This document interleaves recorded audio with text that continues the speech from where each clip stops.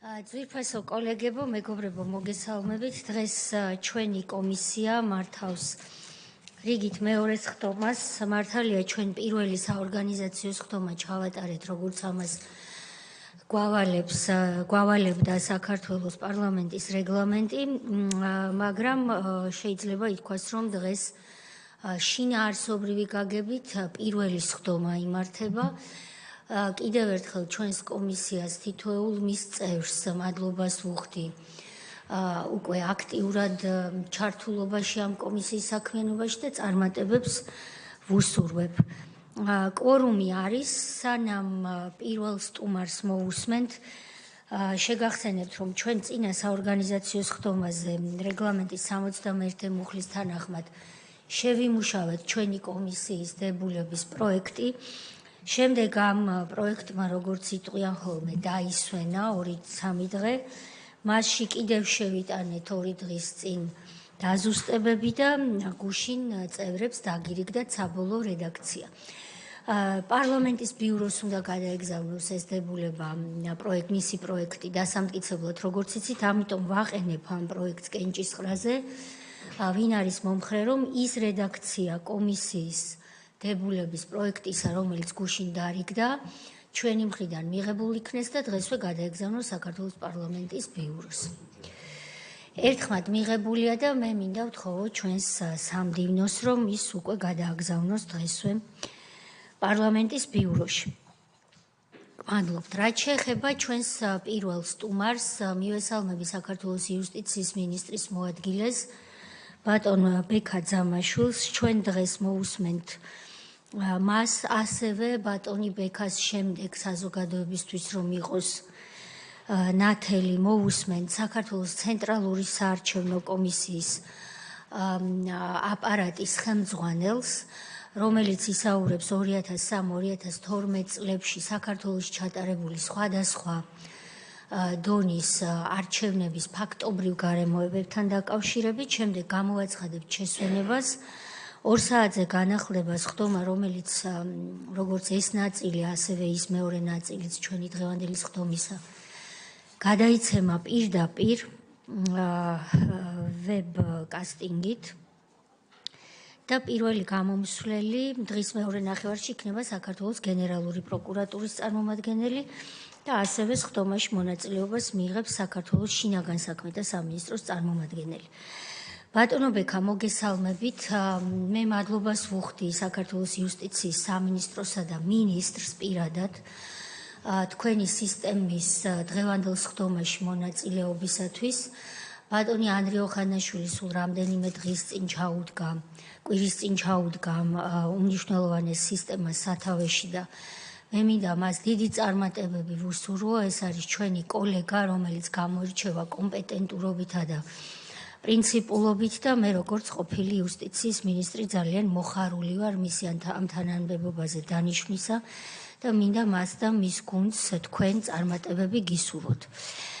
თქვენი დღეს ჩვენთან მოსვლის მიზანია 2 რამ. როგორც პირველ სხდომაზე ჩვენ თქვით, ალბათ თქვენც უსმენდით ჩვენ საორგანიზაციო სხდომას, კომისიის წევრებმა ვიმსჯელეთ და მხოლოდ ერთადერთი რამ გვჭირდება ყველა აქ მოსული პირისგან, ეს არის ფაქტები.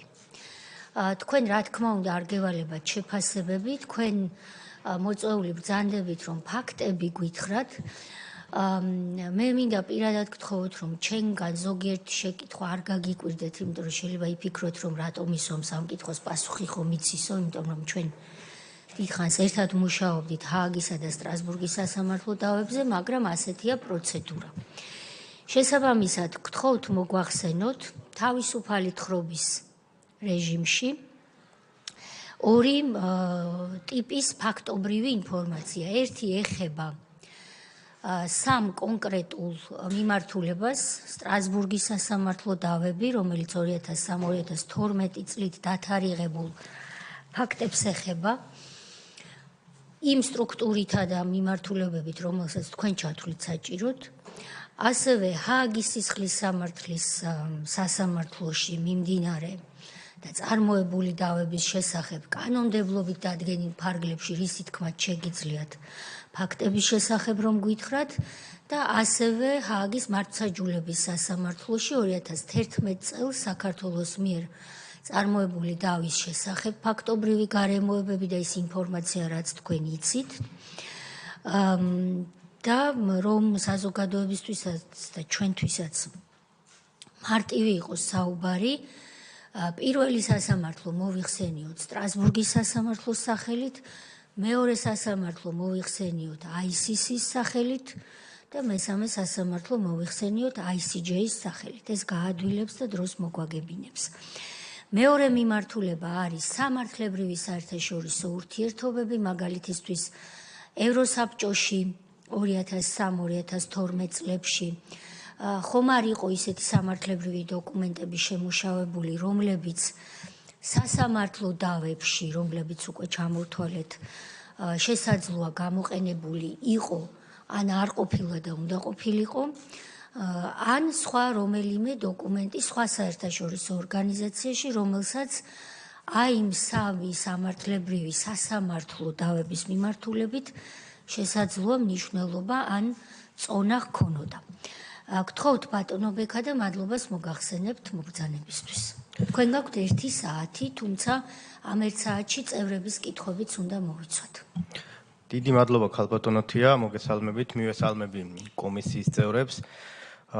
მე შევეცდები ზოგადი მონახაზი გავაკეთო იმ საკითხებზე თქვენ რაზეც გავუსვით ხაზი და შემდეგ რა თქმა უნდა კითხვა-პასუხის რეჟიმში მზად ვარ კიდევ უფრო დეტალურად გავშალო თითოეული ეს საკითხი.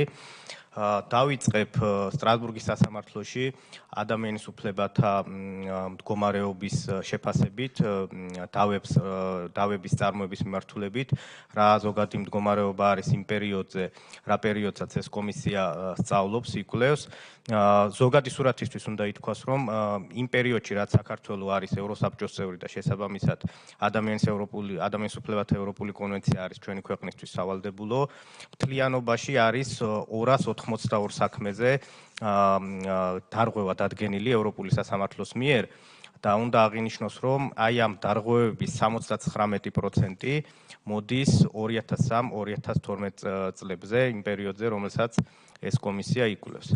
შინაარსობრივად რაც შეეხება აი ამ სტატისტიკას თითქმის დარღვევების ნახევარზე მეტი შეეხება ყველაზე მძიმე მუხლებს, ეს არის მეორე და მესამე მუხლები, ანუ სიცოცხლის უფლება და წამება. სხვა ასე ვთქვათ ხშირად დარღვეული მუხლები ეს არის უკანონო პატიმრობა, საქმის სამართლიანი განხილვის უფლება სასამართლოში, შეკრება მანიფესტაციის უფლების დარღვევა, საკუთრების უფლების დარღვევა და სხვა.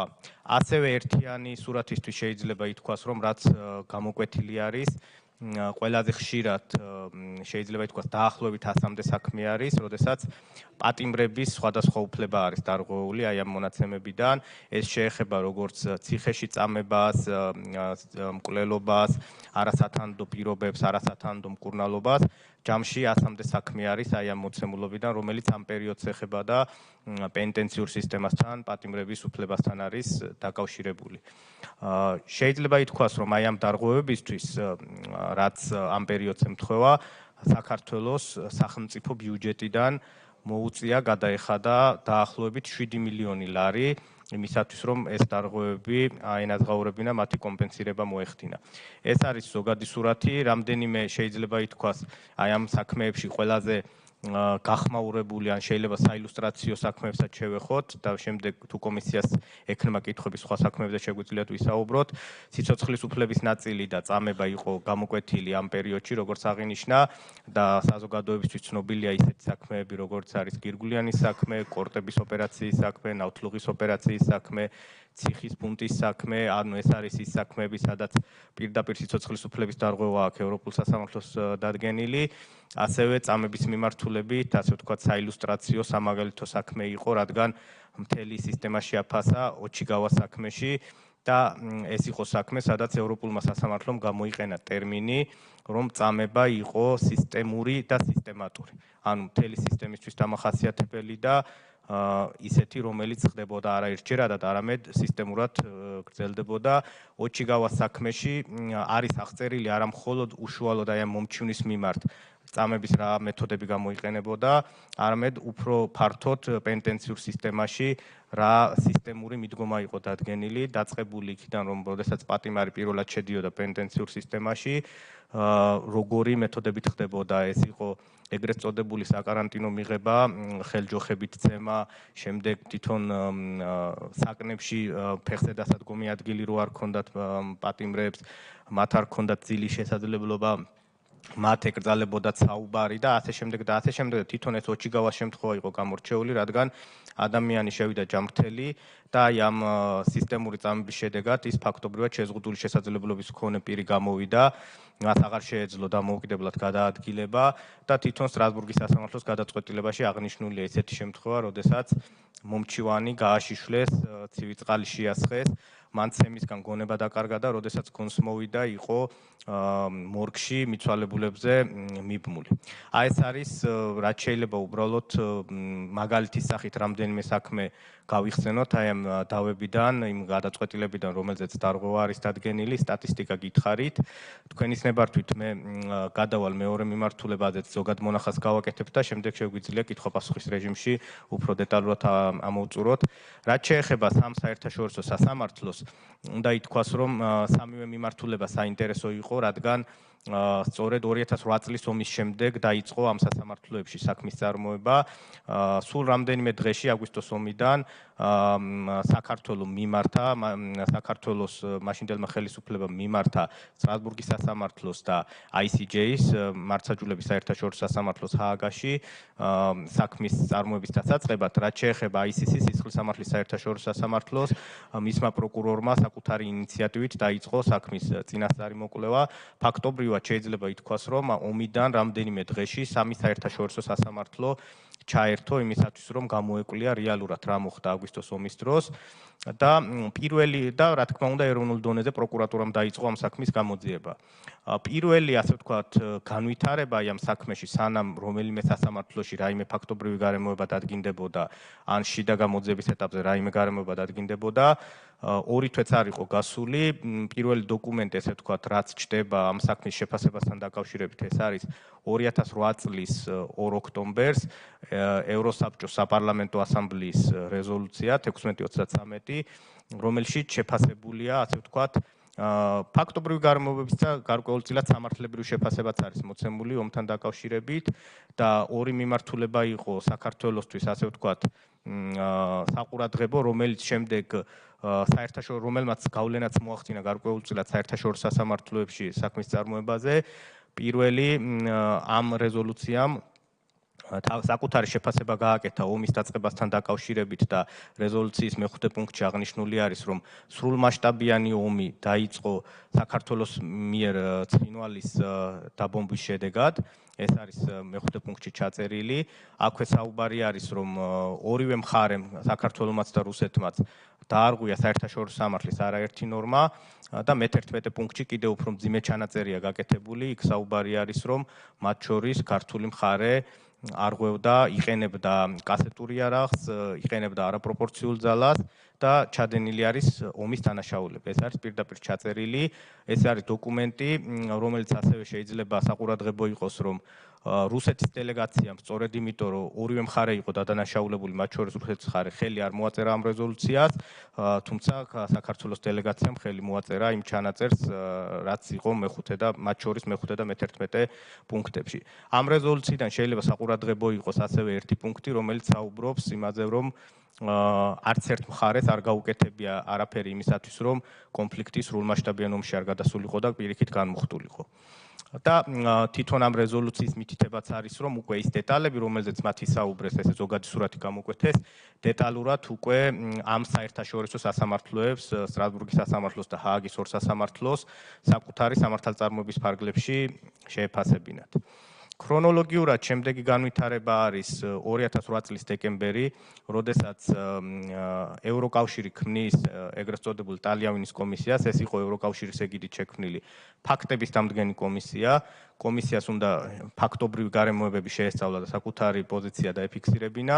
ტალიავილის კომისია ინფორმაციას აგროვებდა ყველა წყაროდან, მათ შორის ეყრდნობოდა ამ რეზოლუციას, ეყრდნობოდა ყველა მხარის მიერ მათ შორის საქართველოს მხრიდან მიწოდებულ ინფორმაციას და ტალიავილის კომისიის დასკვნა გამოვიდა 2009 წლის სექტემბერში, სადაც ფაქტობრივად ეს ორი საყურადღებო მიმართულება, რომელიც იყო ევროსაბჭოს რეზოლუციაში, ემთხვევა ასევე ტალიავილის კომისიაც იგივე დასკვნებს აკეთებს ომის დაწყებასთან დაკავშირებით, რომელიც სრულმასშტაბიანი ომის დაწყებას უკავშირებს საქართველოს მხრიდან ცხინვალის დაბომბვას და საუბარი არის, რომ ორივე მხარემ საქართველომაც და რუსეთმაც დაარღვია საერთაშორისო სამართლის ნორმები, საუბარია ადამიანის უფლებათა საერთაშორისო სამართალზე და საერთაშორისო ჰუმანიტარულ სამართალზე. საერთაშორისო ჰუმანიტარული სამართლის დარღვევა გულისხმობს სისხლის სამართლის საერთაშორისო სამართლის მიხედვით ომის დანაშაულებს უტოლდება.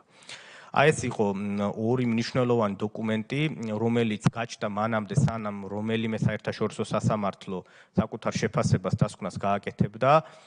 შემდეგი განვითარება ამ მიმართულებით იყო 2011 წელი.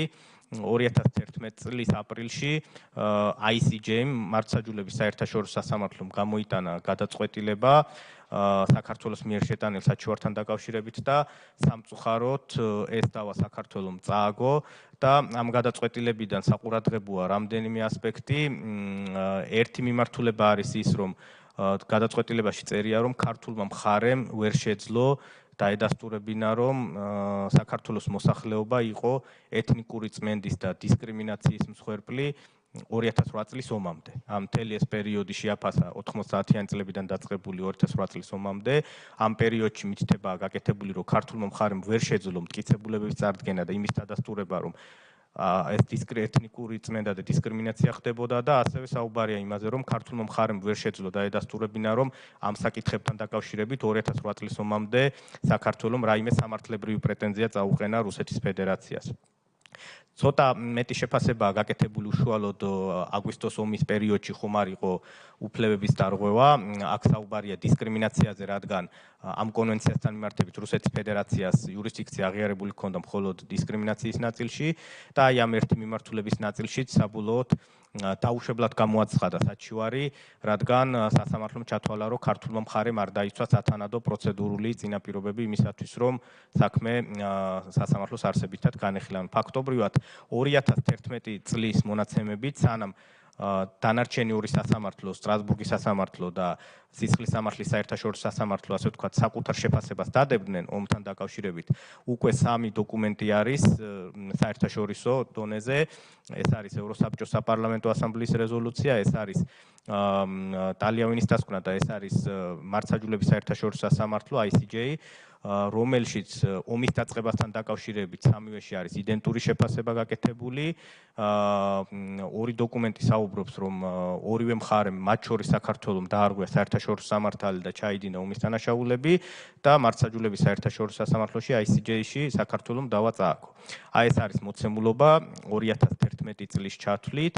და შემდეგ უკვე და ამ პერიოდში ასევე საყურადღებოა ისიც, რომ საქართველოს როდესაც უწევს უკვე აქტიურ ფაზაში გადასვლა ამ სამართალწარმოების, ხდება ეს მოცემულობა და დამატებით ემატება 3300 საჩივარი, რომელიც სტრასბურგის სასამართლოში არის შეტანილი ეთნიკური ოსების მიერ, ეს იყო რუსეთის ფედერაციის ორკესტრირებით, თუმცა სამწუხარო ფაქტი იყო ისიც, რომ აი ამ საჩივრებში იყო ისეთიც, რომლებიც ქართულმა არასამთავრობო ორგანიზაციებმა შეიტანეს საქართველოს წინააღმდეგ, მაგალითისთვის შეიძლება ითქვას ახალგაზრდა იურისტთა ასოციაციის მიერ შეტანილი საქმე სიპოლსი საქართველოს წინააღმდეგ, ეს იყო საქმე მხოლოდ საქართველოს წინააღმდეგ, არ იყო საქმე საქართველოს და რუსეთის წინააღმდეგ, მხოლოდ საქართველოს წინააღმდეგ, სადაც საქართველოს ედავებოდნენ იმას, რომ ცხინვალის დაბომბვა მოხდა ეგრეთ წოდებული გრადებით და ამის შედეგად იქ მოსახლეობა დაიღუპა.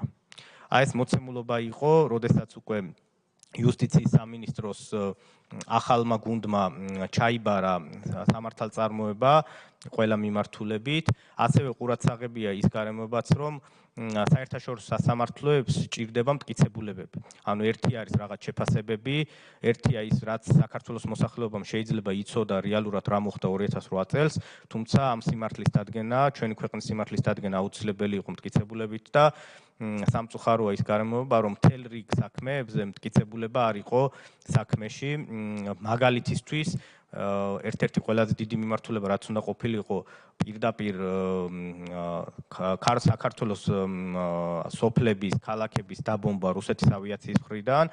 აი ამის დამადასტურებელი მტკიცებულებაც კი არ იყო საქმეში და ჩვენ მოგვიწია ფაქტობრივად წლების შემდეგ ნულიდან აი ამ მტკიცებულებების შექმნა და საზოგადოებისთვის უკვე ცნობილი არის ეს ისკანდერის დაკარგვის ნაწილიც.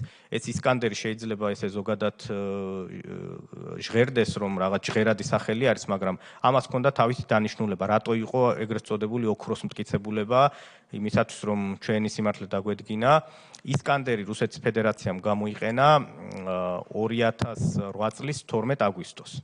12 აგვისტო არის მნიშვნელოვანი, რადგან ეს არის პერიოდი, როდესაც ქართულ მხარეს უკვე 10 აგვისტოდან მოყოლებული ცალმხრივად აქვს საბრძოლო მოქმედებები შეწყვეტილი, გორში აღარ იმყოფება სამხედრო ტექნიკა და ფაქტობრივად იქ არის მხოლოდ მშვიდობიანი მოსახლეობა.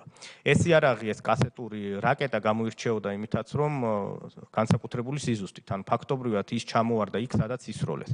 ეს იყო ოქროს მტკიცებულება, რომელსაც უნდა დაედასტურებინა, რომ საქართველოს მოსახლეობის წინააღმდეგ, მშვიდობიანი მოსახლეობის წინააღმდეგ იქნა გამოყენებული დამიზნებით, განზრახვით ეს კასეტური იარაღი და როდესაც ჩვენ საქმეში ჩავიხედეთ და ამ გარემოების დადასტურება გვჭირდებოდა საერთაშორისო სასამართლოების წინაშე, აღმოჩნდა, რომ თავარი მტკიცებულება არათუ საქმეში არ იყო, არამედ საერთოდ საქართველოში არ იყო.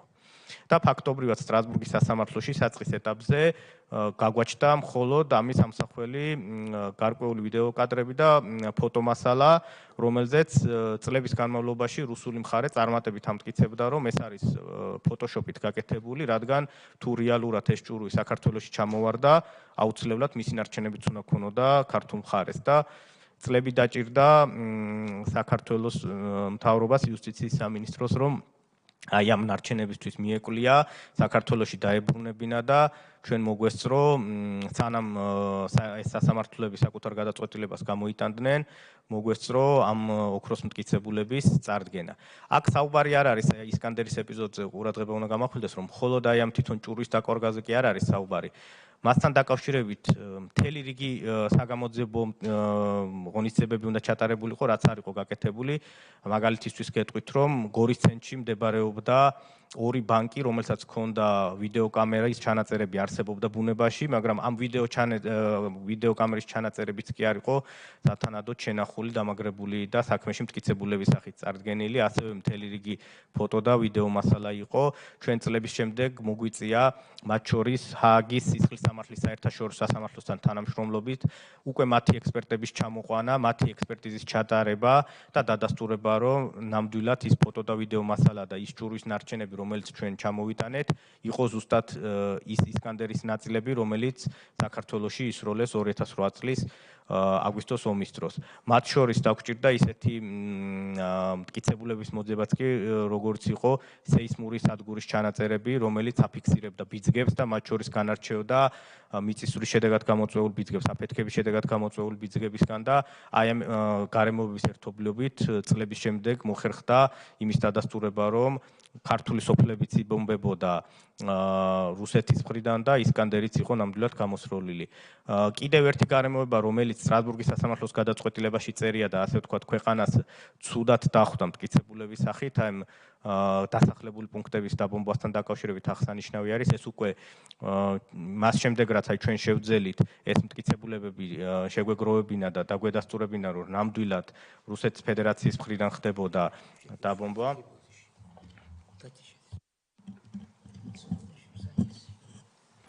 აღმოჩნდა, რომ რუსეთის ფედერაციამ წარადგინა მტკიცებულების სახით ესეთი გარემოება, რომ მაშინდელი ხელისუფლების პირობებში თავდაცვის მინისტრის მოადგილეს ჰქონდა Human Rights Watch-ისთვის მიცემული ინტერვიუ, სადაც ის ფაქტობრივად აღიარებდა, რომ ქართულ დასახლებულ პუნქტებში ჩამოცვიდა საქართველოსთან გასროლილი ჭურვები.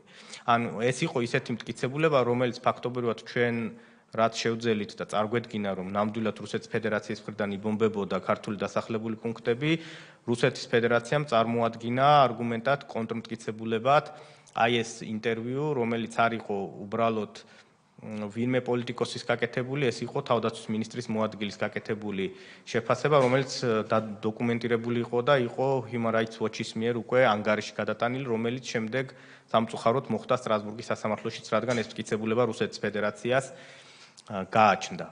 აი ამ ვითარების შემდეგ საბედნიეროდ მოხერხდა ისე, რომ ანუ ეს იყო, ასე ვთქვათ, წინაპირობა იყო ის, რომ თითქოს უკვე 2008 წლის პირველი თვეებიდან მოყოლებული გარკვეულწილად ქართული მხარეც მაშინდელი ხელისუფლება აღიარებდა, რომ კი ორივე მხარემ გარკვეული დარღვევები ჩაიდინა, არათუ გარკვეული დარღვევები ომის დანაშაული ჩაიდინა და როდესაც ჩვენ გვიწევდა ამ საქმეზე მუშაობა, ამოცანა იყო ის, რომ ერთი მხრივ დაგვედგინა რუსეთის ფედერაციის პასუხისმგებლობა, მაგრამ მეორე მხრივ როგორღაც აი ჩვენი ჯარისკაცების ღირსება აგვედგინა და აი ეს დაბრალება იმის, რომ მათ ჩაიდინეს ომის დანაშაული, როგორღაც ამისგან გადაგვერჩინა ჩვენი სახელმწიფო და საბედნიეროდ მოხერხდა ისე, რომ როგორც სტრასბურგის სასამართლოში, ისე ჰააგის სასამართლოში, სისხლის სამართლის საერთაშორისო სასამართლოში ყველა დავა დასრულდა საქართველოს გამარჯვებით. აქ საუბარია იმაზე, რომ რაც საქართველოს ჰქონდა შეტანილი რუსეთის წინააღმდეგ, სრულად საქართველოს გამარჯვებით დასრულდა.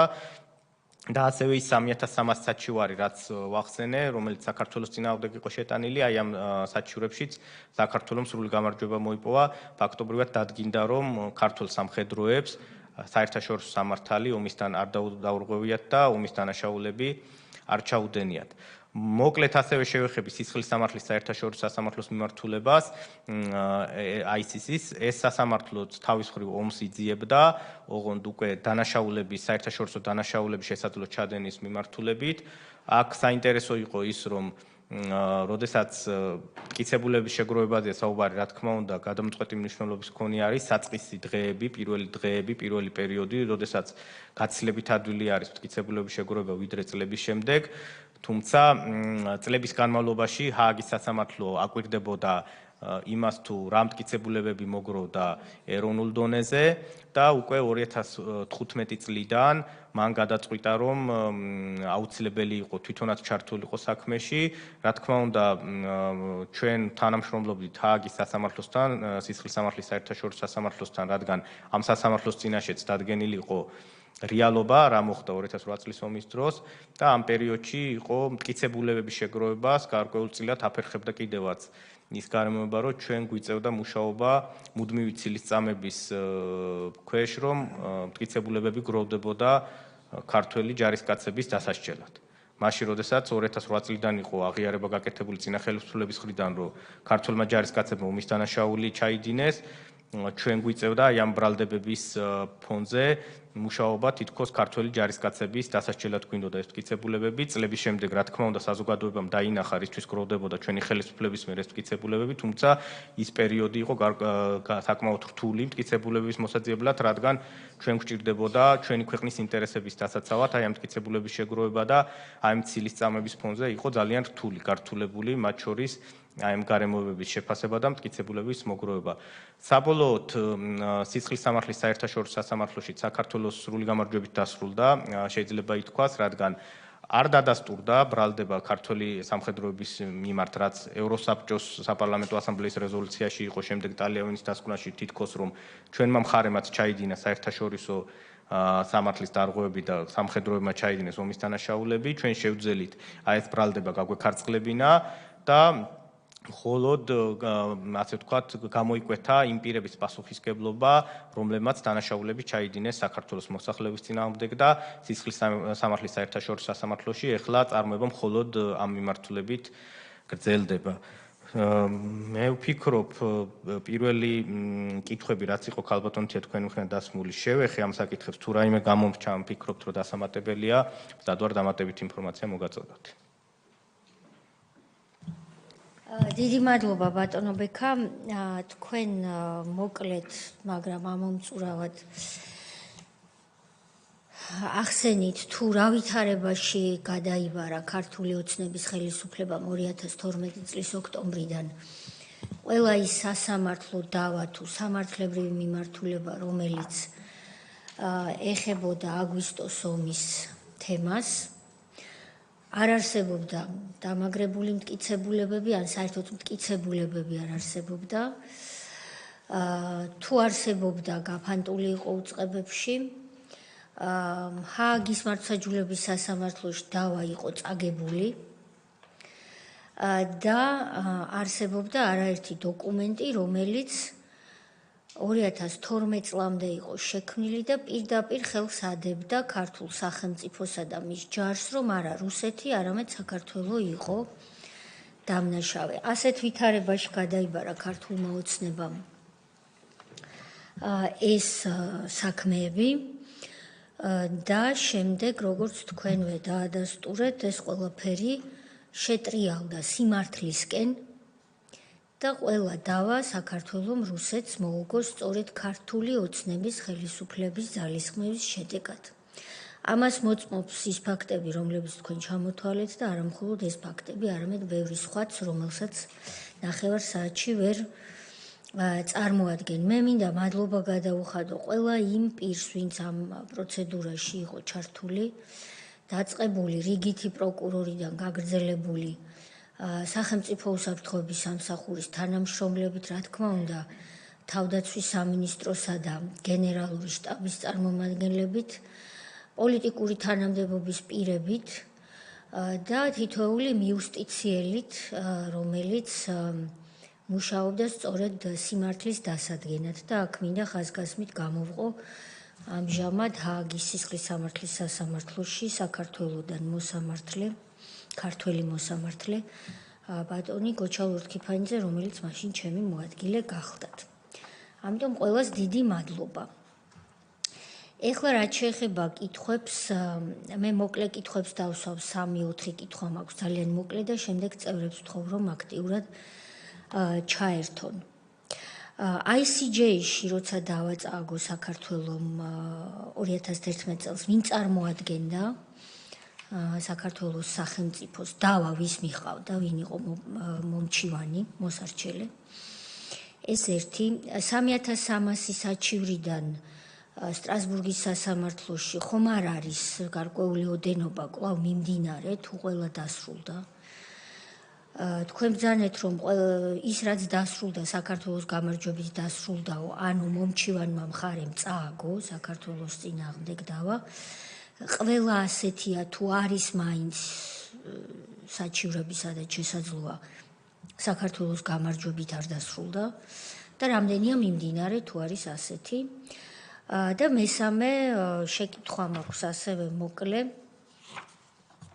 პასუხს რომ საჭიროებს ისეთი საზოგადოებისთვის ცნობილია და ჩვენ როცა დავას ვაწარმოებდით მაშინ ეს არაერთხელ ვნახეთ, მაგრამ საზოგადოებას და კომისიის წევრებს რო განუმარტოთ, მართალია თუ არა რომ 2008 წლის ომი ის რამდენიმე დღე იმართებოდა პრაქტიკულად ტელეფონით და ომს სახელმწიფო მართავდა, არა ისე როგორც ეს ნორმალურ ვითარებაში არის, რომ მაგალითად დოკუმენტირება ხდება საომარი მოქმედებების წესია ასეთი.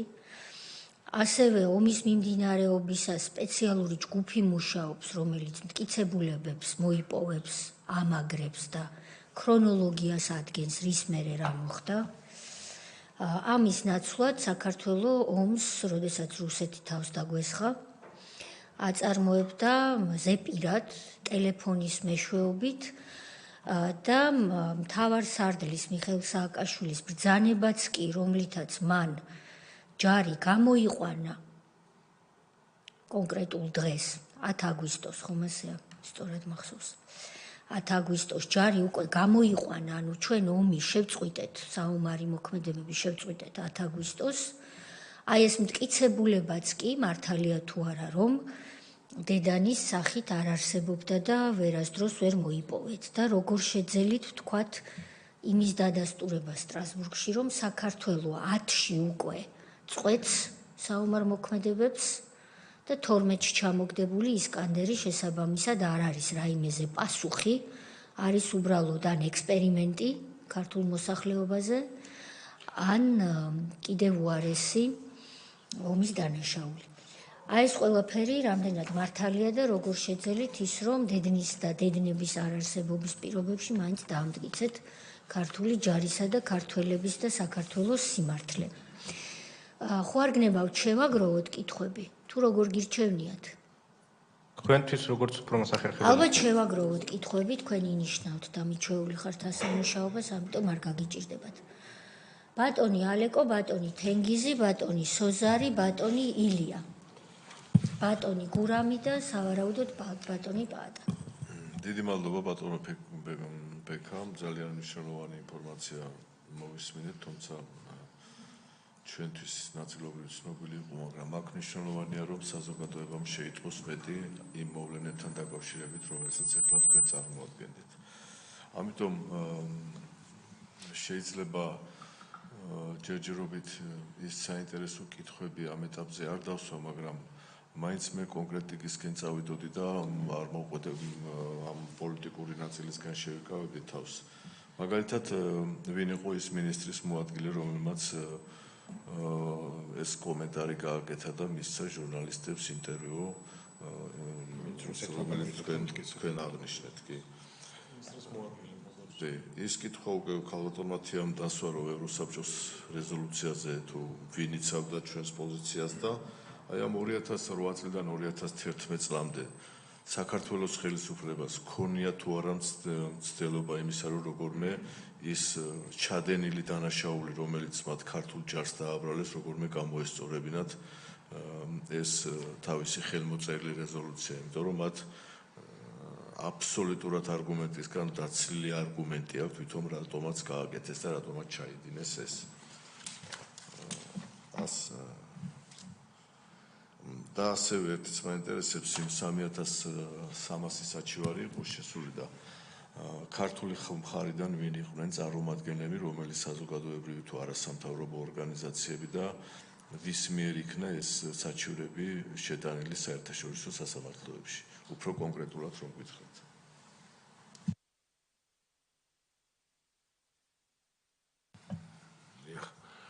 ბატონო, აქ პირველ რიგში დიდი მადლობა ამ ღირებული ინფორმაციისთვის. გვარებს აქვს განსაკუთრებული მნიშვნელობა ეს საგამოძიებო კომისია და ეს ზოგადი მიმოხილვიდან კონკრეტიკაზე გადავიდეთ, მაგალითი ბატონო ალექსანდრემაც მოგცა. ვინ აწარმოებდა კონკრეტულად იუსტიციის სამინისტროსთან ამ საქმეებს პირველ შემთხვევაში, როდესაც ჩვენ წავაგეთ იმის გამო, რომ მტკიცებულებები სრულად არ იყო წარდგენილი, ვინ იყო პასუხისმგებელი ქართული მხრიდან ოფიციალურად ამისა, რომელი თანამდებობის პირით თავის სახელით და გვარით. ამ კითხვაზე მოკლედ ასე თქვენ პასუხი. ეს მაინტერესებს მე, ვინ დაწარმოებდა, ვინ იყვნენ ჩართულები და ვის ევალებოდა ამ მტკიცებულებების შეგროვება. და ვინ კონკრეტულად სასამართლოში ვინ იყო ჩვენი წარმომადგენელი და აქედან საქართველოს იუსტიციის სამინისტროში ვინ იყო პასუხისმგებელი ამ საქმის წარმოებაზე ის თანამდებობის პირი. მადლობთ. დიდი მადლობა ბატონო ბექა.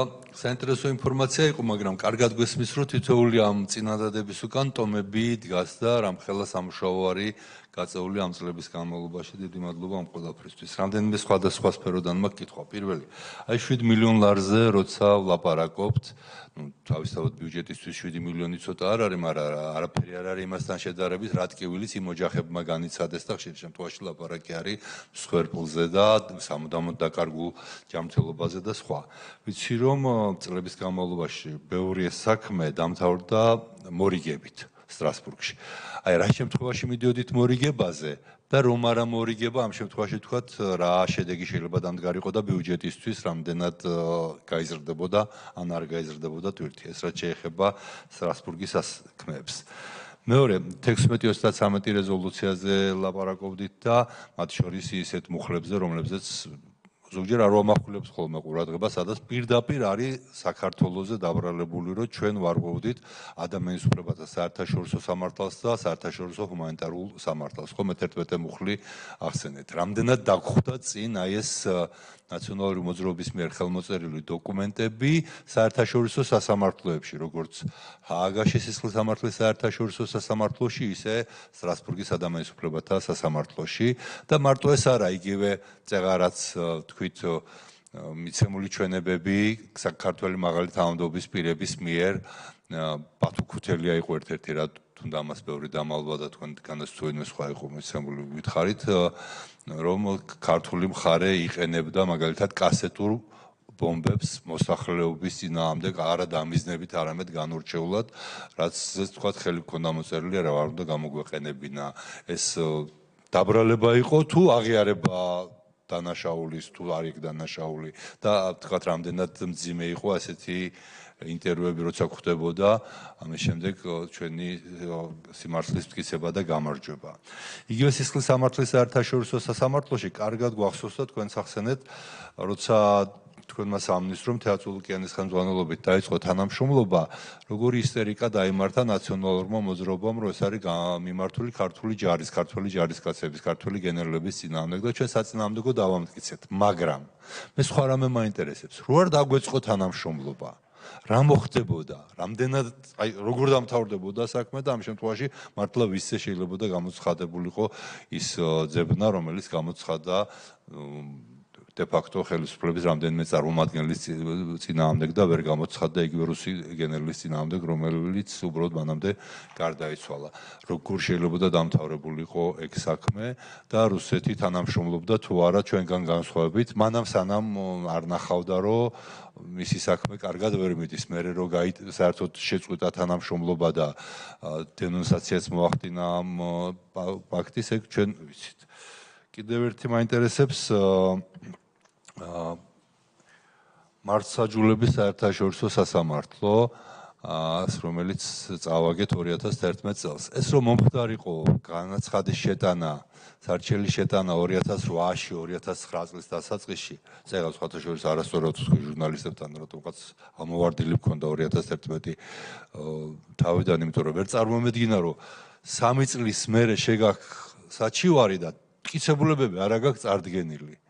აი რა არის, რა ქვია ამას, არაკომპეტენტურობა თუ მართლა შეგნებულად გააკეთეს და შეგნებულად სხვა უბტრის ინტერესს ემსახურებოდნენ ამ შემთხვევაში, რომ საქართველოს დამარცხებულიყო რაღაცა რა იკვეთება აქედან, ეგეც ძალიან საინტერესოა. იგივე ტალიავინის დასკვნასთან დაკავშირებით ამ არ სულ დიდი ხნის წინ ქალბატონ ჰაიდისთან იყო ინტერვიუ რადიო თავისუფლებაში, სადაც მან ბევრი საინტერესო რამე თქვა. მათ შორის თუ სწორად მახსოვს, ის თქვა, რომ წინასწარ ეს მოხსენება გაგზავნილი იყო მხარეებისთვის და ქართული მხრიდან ყოველ შემთხვევაში არანაირი შენიშვნა არ ყოფილა გამოთქმული. მე ისიც კარგად მახსოვს, რომ როცა ტალიავინის დასკვნა გამოქვეყნდა, მორიგი ზეიმი გამართა სააკაშვილმა და მისმა ხელისუფლებამ ბრიფინგები მიუძღვნა პირადად სააკაშვილმა, რომ აუ ეს არის ჩვენი დიდი გამარჯვება და უბრალოდ ერთ პატარა რამდენიმე ამონარიდი რო წავიკითხოთ, ერთგან პირდაპირ წერია, რომ რუსეთი, რა თქმა უნდა, იყო მართალი იმაში, რომ მას ჰქონდა უფლება მიეცა პასუხი იმ თავდასხმისთვის, რაც საქართველოს განახორციელა რუს სამშვიდობოებზე და ეს იყო თავდაცვითი მიზნით. შემდეგ კი წერია, რომ გადაჭარბებული იყო უკვე სხვა პუნქტებში, მაგრამ პირველივე არის დაბრალება ჩვენზე. სხვა გვერდზე წერია, რომ გამოქვეყნებული არის ორი ბრძანება სააკაშვილის, ნომერი 1 და ნომერი 2 ბრძანებები ესე აქვთ თარიღებული, სადაც პირდაპირ წერია, რომ 2008 წლის 7 აგვისტოს დილიდან უკვე ბრძანება აქვს მიცემული სააკაშვილს საომარი მოქმედებების დაწყებისთვის პრაქტიკულად და რაღაცა მზადყოფნისთვის, რაც საბოლოოდ გამოყენებული იქნა ჩვენს წინააღმდეგ და რატომ მოხდა თუ არა აი ამების გაპროტესტება, რომ ეს არასწორი ჩანაწერებია და რა აზეიმებდათ და რატომ არ გააპროტესტეს, აი ეგეც შეგნებული ღალატი იყო ქვეყნის თუ აი არ ვიცი რა შეიძლება დავარქვათ ამას. მესმის ცოტა პოლიტიკური კითხვებში გადავედი, მაგრამ მაინც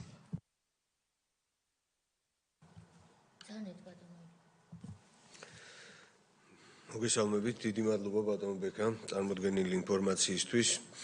მე ორი კითხვა მქონდა, ერთი ბატონმა ალექსანდრემ დასვა და მაშინ მეორე კითხვას ვიკითხავ. თქვენ ახსენეთ, რომ 3000 საჩივარი იყო შეტანილი საქართველოს წინააღმდეგ და იყო თუ არა მსგავსი საჩივრები ჩვენი მხრიდან რუსეთის წინააღმდეგ შეტანილი იგივე მიმართულებით. მადლობა.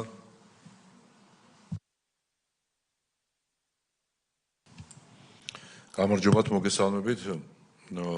ბატონო, პრინციპში ძირითადად დაისვა ეს კითხვები, რაც მაინტერესებდა ჩემი კოლეგების მხრიდან, თუმცა ამავდროულად ეს ისეთი საქმე არის, სადაც კითხვები ალბათ შეიძლება ამოუწურავიც კი იყოს. მაგრამ გამომდინარე იქიდან, რომ ჩვენს კომისიას აქვს კონკრეტული მიზანი, რომ აი ეს პერიოდი შეაფასოს, რა პერიოდიც რეჟიმად არის ცნობილი 2012 წლებში და კონკრეტულად ერთ-ერთი ძალიან მტკივნეული საკითხი ეს არის 2008 წლის ომი, ამიტომ თქვენ ასევე აღნიშნეთ, რომ პრაქტიკულად ეს პროცესი საერთაშორისო სასამართლოში ვერ იქნებოდა მოგებული თუ არა ის ოქროს მტკიცებულება ის ისკანდერის სახით, რომელიც თქვენ არ დახვდათ არათუ საქმეში, არამედ საერთოდ როგორც თქვენ თქვით საქართველოში.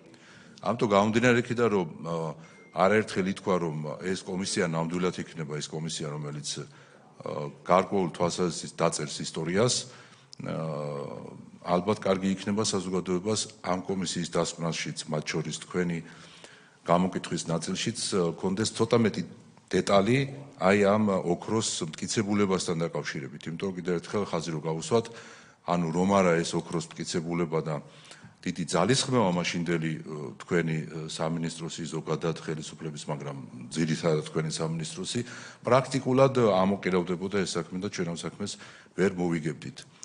იმ დონეზე რა დონეზე თქვენ შეგიძლიათ რო უთხრათ საზოგადოებას და კომისიას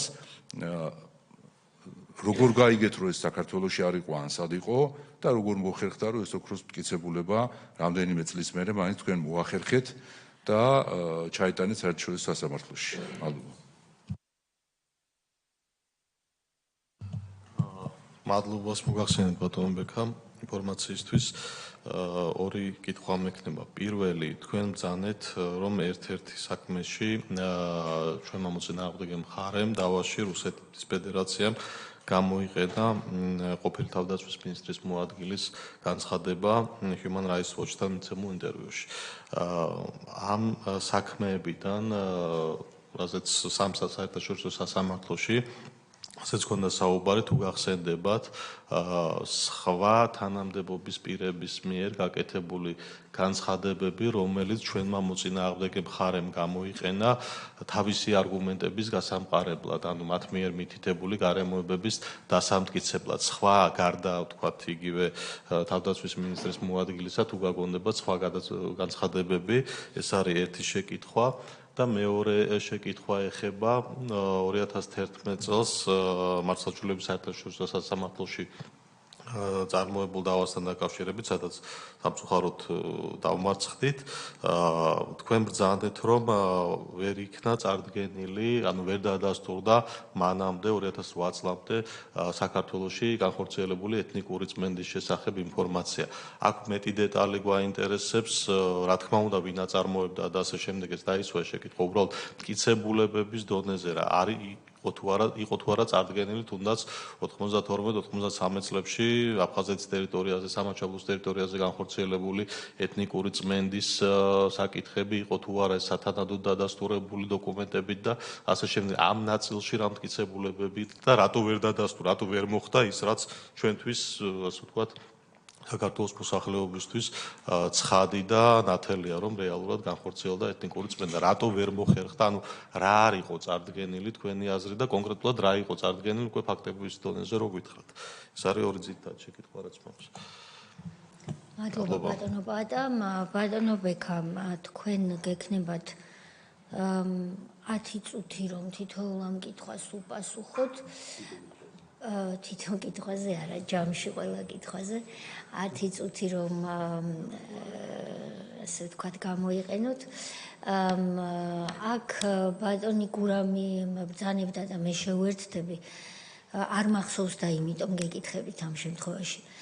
როდესაც ისკანდერი არ აღმოჩნდა საქართველოში და რუსები პირდაპირ შეიძლება ბატონ ბექას მოერიდოს, მაგრამ მე ვიტყვი, რომ დაგვრცინოდნენ სტრასბურგში, რომ ჩვენ თითქოს ვიტყუებოდით, რომ ისკანდერი მათ გორში ჩამოაგდეს და ის კი თქვა მინისტრის მოადგილემ, რომ ფოტოშოპია უგვეუბნებოდნენ. მაშინ დაიწყო ამტკიცებულების ძებნა და იყო ერთი ყოფილი საჯარო მოხელე, თუ სწორად მახსოვს, რომელმაც გაგვიყვანა კვალზე. და საქართველოში დარჩენილი ნამსხვრევი აღმოგვაჩენინა რომელიღაც აწყობაში.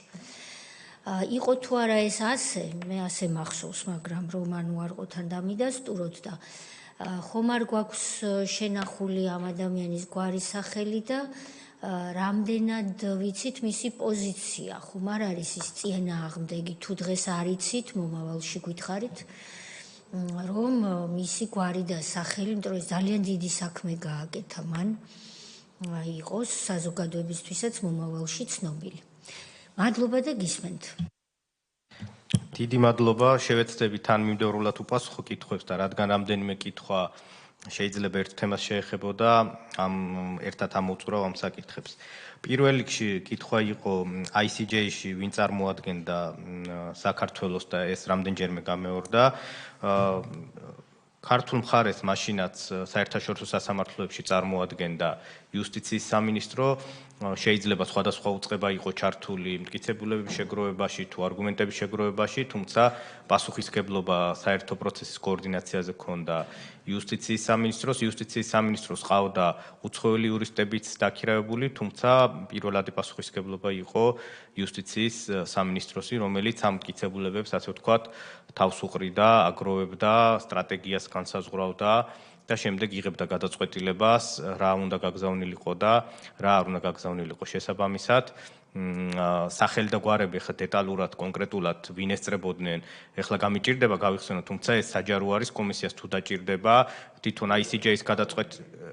ICJ-ის გადაწყვეტილებაში არის სახელობით მინისტრის მოადგილე, რომელიც კურატურობდა იყო ქალბატონი თინა ბურჯალიანი, მაგრამ სხვა სახელობითად კონკრეტულად სასამართლოში ვინ წარმოადგენდა ამ ეტაპზე გამიჭირდება, რადგან ზეპირად არ მახსოვს, თუმცა ეს საჯარო ინფორმაცია არის და გადაწყვეტილებაში, ICJ-ის გადაწყვეტილებაში არის პირდაპირ მითითებული სახელობითად, ვინ წარმოადგენდა სახელმწიფოს ამ საქმეში.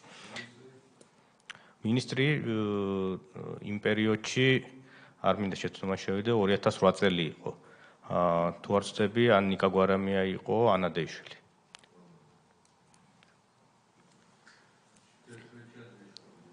თერთმეტში ბატონსო და რაკ დავაზუსტებ, ICJ-ში 2011 წელს გამოვიდა გადაწყვეტილება, თვითონ დავის წარმოება დაიწყო 2008 წელს. ანუ 2011 არის გადაწყვეტილების გამოტანის თარიღი, როდესაც უკვე ამ სასამართლომ მიიღო გადაწყვეტილება. ომი როგორ იმართებოდა, შემდეგი შეკითხვა იყო, არის თუ არა, რაღაცა ვთქვათ, რაღაც საწყის ეტაპზე ხდებოდა თუ არა მტკიცებულების ერთად თავმოყრა.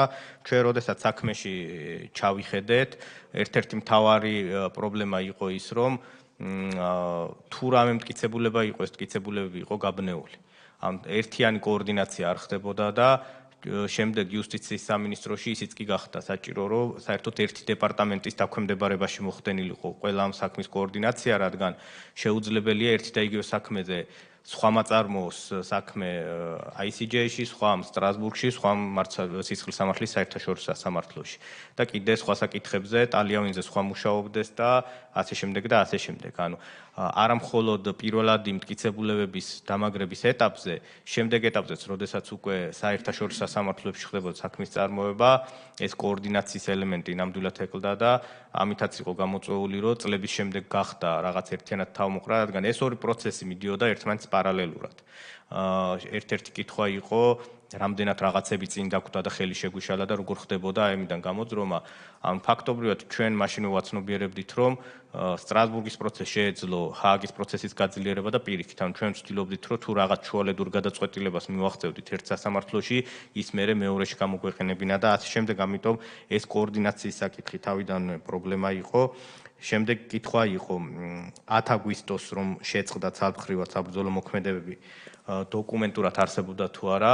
ნამდვილად ორიგინალი დოკუმენტის მოძიება ვერ შევძელით საქმეში, თუმცა მოხერხდა ასლის მოძიება, ეს იყო ნოტა საგარეო საქმეთა სამინისტროსი, რომელთაც დასტურდებოდა, რომ ქართულმა მხარემ ცალმხრივად შეწყვიტა 10 აგვისტოს დილით საბრძოლო მოქმედებები და ასევე ჩვენ დაგვჭირდა გაეროს უშიშროების საბჭოს არქივებში მასალების მოძიება, სადაც ასევე დადასტურებული იყო, რომ უკვე 10 აგვისტოს ცალმხრივად შეწყვეტის შესახებ იყო ინფორმაცია გაჟღერებული უშიშროების საბჭოს წინაშეც. აი ეს ორი დოკუმენტი იქნა შესაძლებელი მოგვეძებინა, რომლითაც ჩვენ დავადასტურეთ, რომ 10 აგვისტოს უკვე ქართულ მხარეს საბრძოლო მოქმედებები შეწყვეტილი ჰქონდა. და 12 აგვისტოს, როდესაც უკვე ისკანდერი გამოიყენეს გორში მშვიდობიანი მოსახლეობის წინააღმდეგ, ის იყო ნამდვილად მშვიდობიანი მოსახლეობის წინააღმდეგ და იქ არც ერთი სამხედრო უკვე არ იმყოფებოდა. ისკანდერზე იკითხეთ უფრო მეტი დეტალი და შევეცდები იმ ფარგლებში, რა ფარგლებშიც არის შესაძლებელი ეს ინფორმაცია მოგაწოდოთ. მნიშვნელობაზე უკვე ვისაუბრე, რატო იყო ეს მტკიცებულება განსაკუთრებული მნიშვნელობის. საქმეში, როგორც უკვე აღინიშნა, იყო ძირითადად ეს ფოტომასალა, რომელიც ასე ვთქვათ, ამ ისკანდერის ნარჩენების ასახავდა.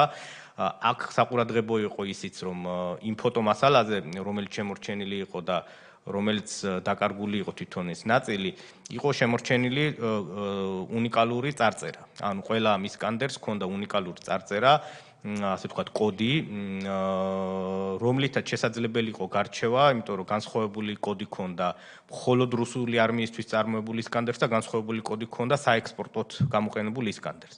და აი ამ ფოტოზე ასახული იყო, რომ ის, რომელიც საქართველოში გამოიყენეს, იყო მხოლოდ რუსული არმიისთვის წარმოებული. ეს არ იყო საექსპორტო, იმიტომ რომ რუსული მხარის ერთ-ერთი არგუმენტი ესეც იყო, რომ შეიძლება სადღაც გაყიდეს და შემდეგ საქართველოს რაღაც მეშვეობით ეს სხვა გზებით შემოიტანა. აი ესეთი ოქროს მტკიცებულება იყო, პირდაპირ დასტურდებოდა, რომ რუსეთიდან გამოსროლილი იყო, თუმცა ეს ნაწილები არ იყო საქმეში დამაგრებული, არც არავინ იცოდა ეხლა სიმართლე რომ გითხრათ, აბსოლუტურად უწყება არ დარჩენილა, სადაც ჩვენ ეს არ მოგვეკითხა და მათ საკუთარი რესურსით არ ეცადათ ყოფილი თანამდებობის პირებისთვის თუ ყოფილი თანამშრომლებისთვის მოეკითხათ ვინმეს, გარდა იმისა, რომ ოფიციალურად არ იყო დოკუმენტურად დადასტურებული, ინსტიტუციური მეხსიერების ნაწილში ვინმეს ხომ არ ახსოვდა, რა ბედი ეწია ამ ისკანდერს და სამწუხაროდ აი ესეთი ინფორმაციის მოძიება ვერ მოხერხდა. ჩვენ გარკვეულწილად დაგვეხმარა აი ამ ისკანდერის მოძიებაში ჰოლანდიელი ჟურნალისტი, ეს იყო ის ჰოლანდიელი ჟურნალისტი, რომლის ოპერატორიც გარდაიცვალა აი ამ ისკანდერის გასროლის დროს, მას ჰქონდა ასევე საკმაოდ საინტერესო ვიდეო და ფოტომასალა, რომელმაც თვითონ გადაიღო ამ ისკანდერთან დაკავშირებით. შემდეგ ამ ადამიანმა დოკუმენტური ფილმიც კი გააკეთა ამ ისკანდერთან დაკავშირებით და ეს დოკუმენტური ფილმი არის ხელმისაწვდომი და აი ამ დოკუმენტური ფილმიდან ერთ-ერთი იყო მნიშვნელოვანი წყარო, საიდანაც ჩანდა ინფორმაცია გაჩნდა, რომელ ქვეყანაში შესაძლოა ყოფილიყო ეს ისკანდერი გატანილი. ჩვენ შემდეგ ამ სახელმწიფოსთან მე ვფიქრობ საზოგადოებისთვის ცნობილია, უბრალოდ მე მაინც ოფიციალურად თავ შევიკავებ ამ სახელმწიფოს დასახელებისგან, რადგან როდესაც ჩვენ ოფიციალურად ეს მტკიცებულება დავიბრუნეთ, იქ ჩანაწერი გაკეთდა მათი მხრიდან, რომ ჩვენ ეს არ უნდა გვეთქვა საჯაროდ, შესაბამისად მე არ დავასახელებ, თუმცა ამ დოკუმენტურ ფილმშიც ნახსენებია და ვფიქრობ საზოგადოებამ უკვე იცის, რომელ სახელმწიფოდან დავიბრუნეთ ჩვენი პარტნიორი სახელმწიფოზეა საუბარი.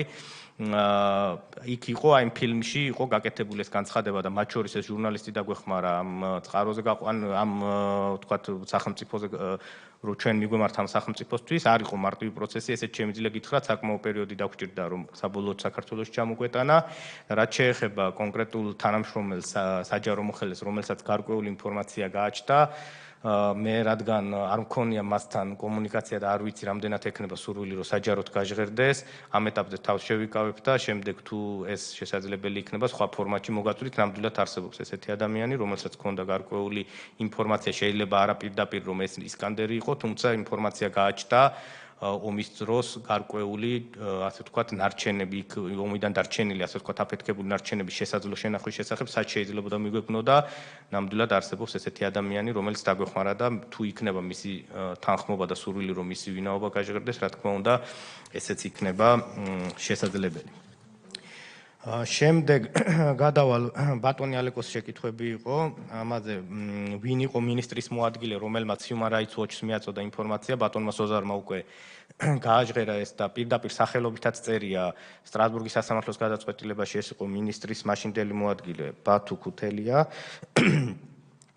ვინ იყო დელეგაციაში ევროსაბჭოს საპარლამენტო ასამბლეაზე რომელმაც გადაწყვეტილება მიიღო სახელობით გამიჭირდება ეხლა ზუსტად ყველა გავიხსენოთ თუმცა ესეც საჯარო ინფორმაცია საუბარი არის ნაციონალური მოძრაობის წევრებზე რომლებიც მაშინ წარმოადგენდნენ საქართველოს საპარლამენტო ასამბლეაზე თუ არ ვცდები 5 დეპუტატი იყო ასეთი და სახელობითად თვითონ ეხლა ევროსაბჭოს ვებგვერდზე ეს სახელობითად ხელმისაწვდომია მათ შორის ვინ მისცა ხმა ანუ იქ მითითებულია ვინ წინააღმდეგი წავიდა ვინ მისცა ხმა და ვინ თავი შეიკავა ეს ინფორმაცია ყველა ქვეყნის დელეგაციაზე არის ხელმისაწვდომი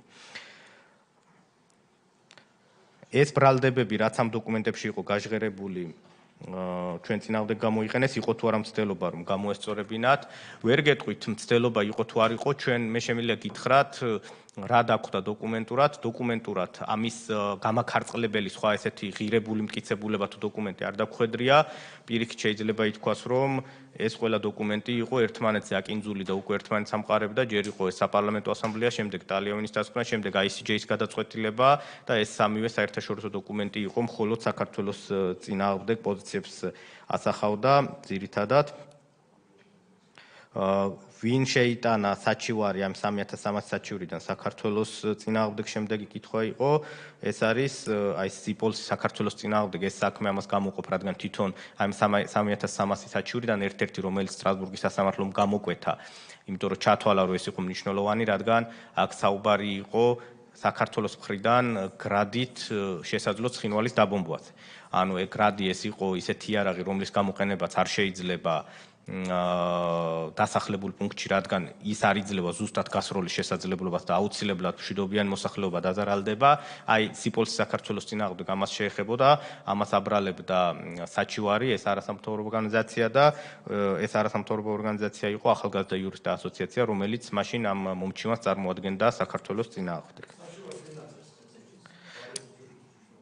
აი დოკუმენტურად ჯობია რომ რამე რო არ შემეშალოს და ვინმეს რამე არ დავაბრალოთ ჩავხედოთ და თუ კითხვა ექნება კომისიას ჯობია რომ დოკუმენტურად ისე გამოვითხოვოთ ვინ იყო მაშინ ხელმძღვანელობა ალბათ მათ ამის გადამოწმებაც ოფიციალურად შესაძლებელია ვინ წარმოადგენდა ხო მაგრამ საჩივარში ბადნობექა თქვენ ჩემზე უკეთ იცით წერია მთავრობას წარმოადგენდა ესა და ეს საიას წარმოადგენდა ესა და ეს და ხო არ გაქვთ საჩივარში წერია ალბათ ხო ვინ წარმოადგენდა გადაწყვეტილებაში სპეციალური აბზაცია ხო ესე იწერება აი მაგალითად მე აქ მაგ შემდეგ გამომსვლელს ეხება ეს და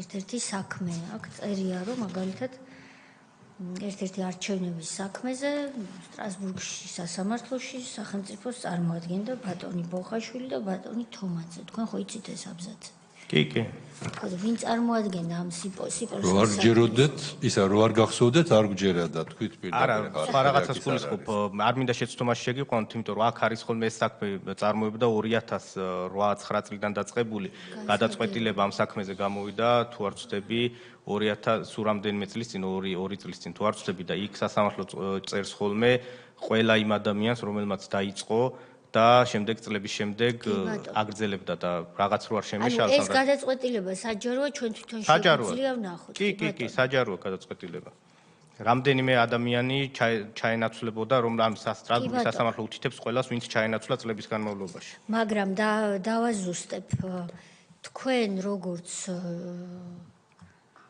თავარი თქვენ მთავრობის აგენტის სტატუსი დღესაც გაქვთ დიახ თქვენ ხართ მთავრობის აგენტი სტრასბურგის სასამართლოში და მრავალწლიანი გამოცდილებით. თქვენ დღეს კომისიის წინაშე აი მიმართულებით, რაც ჩვენ გვაინტერესებს, მართალია გვარს ვერ გვისახელებთ ამ ეტაპზე, მაგრამ ეს არავითარი პრობლემა არ არის საჯარო დოკუმენტში ჩვენ თვითონ ნახავთ.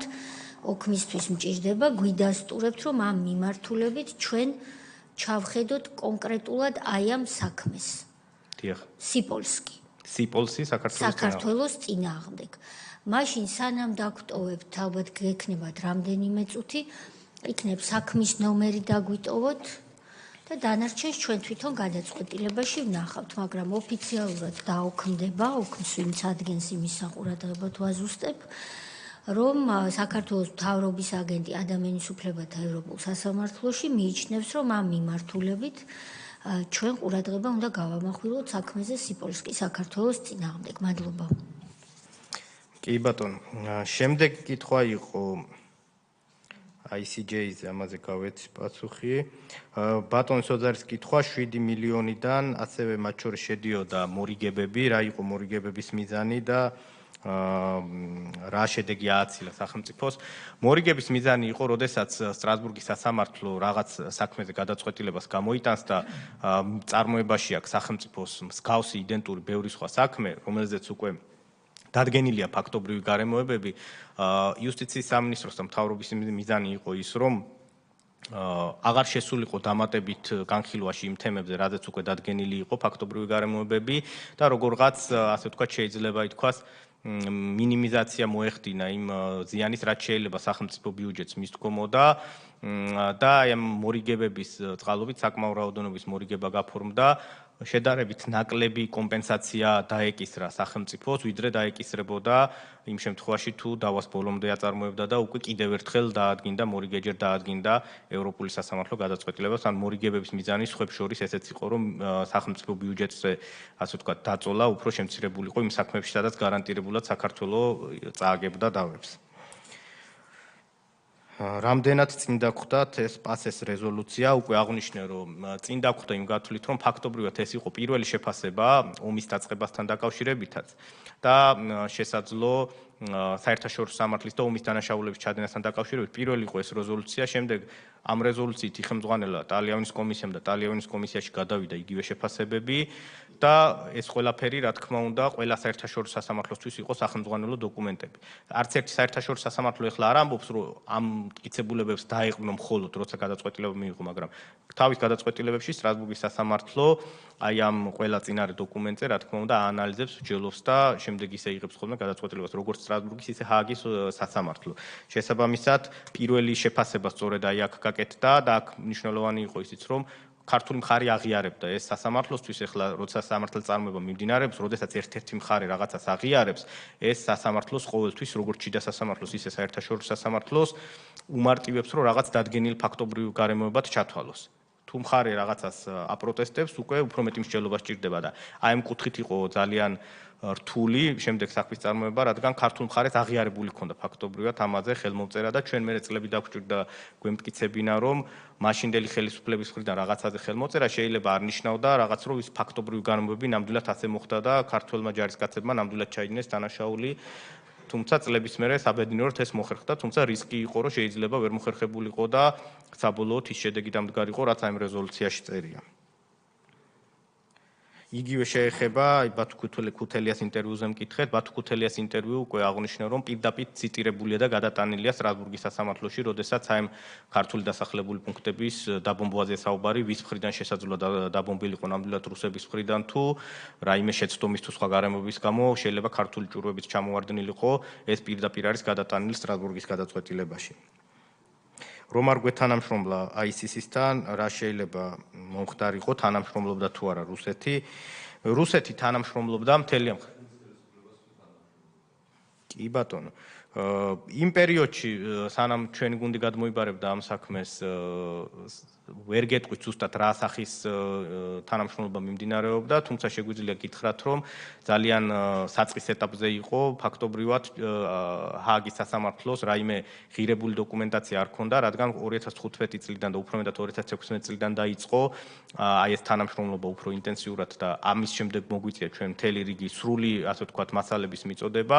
კიდევ ერთხელ გავიმეორებ, რომ ეს ხდებოდა ბრალდებების ფონზე, თუმცა კითხვა რომ არ გვეთანამშრომლობა რა მოხდებოდა ის, რომ მტკიცებულებები შეგროვდებოდა ცალმხრივად, მათ შორის რუსეთი აწვდიდა მტკიცებულებას და მიწოდებული ჰქონდა მთელი რიგი ეს მტკიცებულებები, რაც იყო სტრასბურგში გაგზავნილი, ასევე მოხდა ჰააგაშიც და რომ არა ჩვენი თანამშრომლობა გადაწყვეტილებას მიიღებდა ჰააგის სასამართლო ცალმხრივად მიწოდებული მტკიცებულებების საფუძველზე, მათ შორის აი ამ საერთაშორისო ორგანიზაციებში დადგენილი გარკვეული ფაქტობრივი გარემოებებზე დაყრდნობით და რთული წარმოსადგენი არ არის, რა შეიძლება ყოფილიყო, როდესაც უკვე ტალიანის დასკვნაში და პასეს რეზოლუციაში ესეთი ჩანაწერები იყო, პირდაპირ საუბარი იყო მის დანაშაულებზე.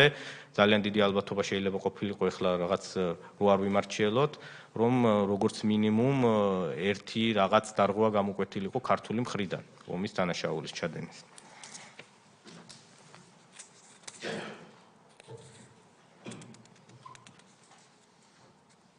შემდეგ კითხვა იყო ტალიანის ჩანაწერები რატომ არ გააპროტესტეს, ესეთ შეფასებითია ალბათ ვერ გეტყვით.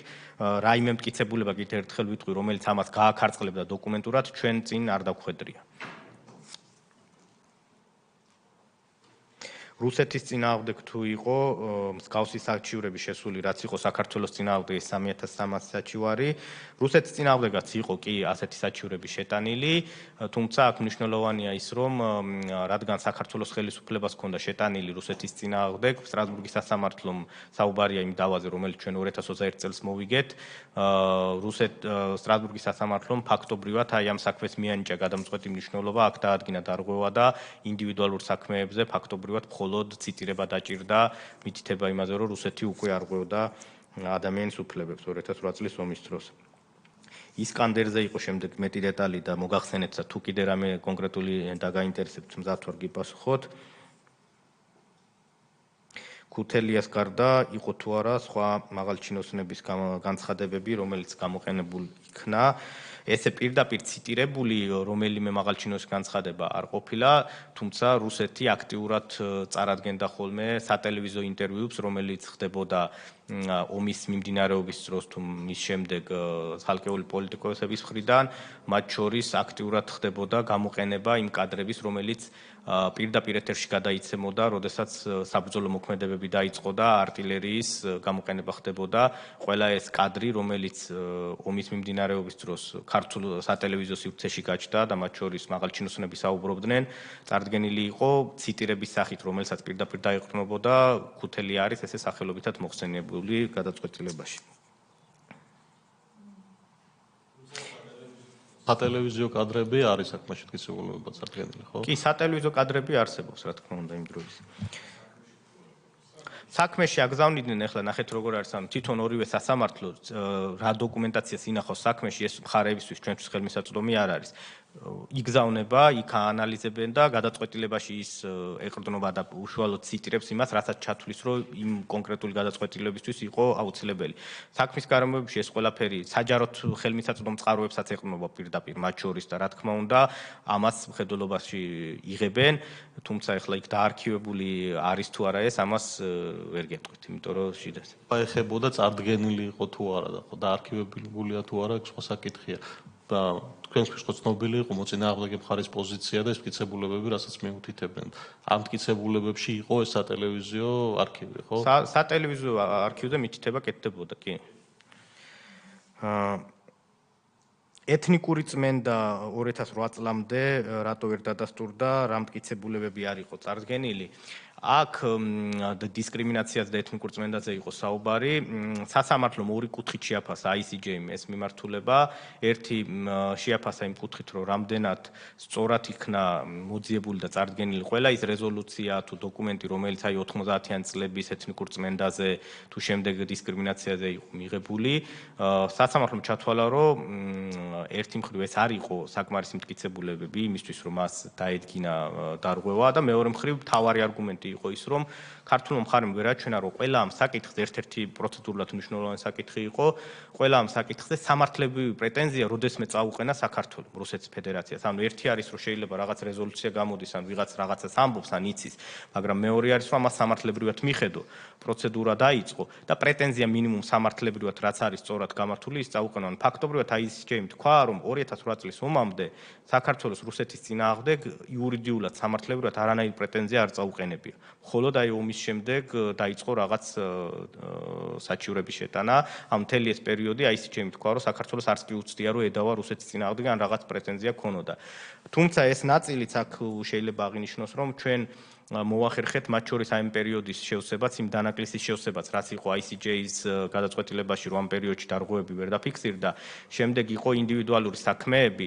რომელიც მათ შორის აფხაზეთში მცხოვრები პირების უფლებებს შეეხებოდა და აი ამ საქმეებში სტრასბურგის სასამართლოში მოახერხეთ იმის დადგენა, სადაც პირდაპირ არის ჩაწერილი გადაწყვეტილებაში, რომ არათუ 90-იან წლებში რუსეთი არ ღვევდა ადამიანის უფლებებს. საუბარი არის მათ შორის პირველი რესპუბლიკის დროს საბჭოთა ოკუპაციაზე. ანუ ეს ჩანაწერიც მოახერხვა ჩვენმა ხელისუფლებამ, რომ ის რაც ICJ-ში პირიქით ჩვენი ქვეყნის საწინააღმდეგო ჩაიწერა, დღეს უკვე სტრასბურგის სასამართლოს გადაწყვეტილებაში არის მითითებული, რომ ეს ისტორიული ნაწილით საბჭოთა ოკუპაციით დაწყებული შემდეგ 90-იან წლებში რუსეთის როლი რა იყო ადამიანის უფლებების დარღვევებში და ამ კონფლიქტის გაღვივებაში, ყველაფერი უკვე დოკუმენტირებული არის ამ ინდივიდუალური საჩივრების ფარგლებში. თუ არ ვცდები, ეს იყო ყველა ის საკითხი, თუ რომელიმე კითხვა გამომრჩა, გთხოვთ შემახსენოთ და გიპასუხებთ. მონიშნული მაქვს, რომ სიპოლსის საქმის ნომერი უნდა მივაწოდო კომისიას. დიდი მადლობა ბატონო ბექა, სანამ დაგემშვიდობებით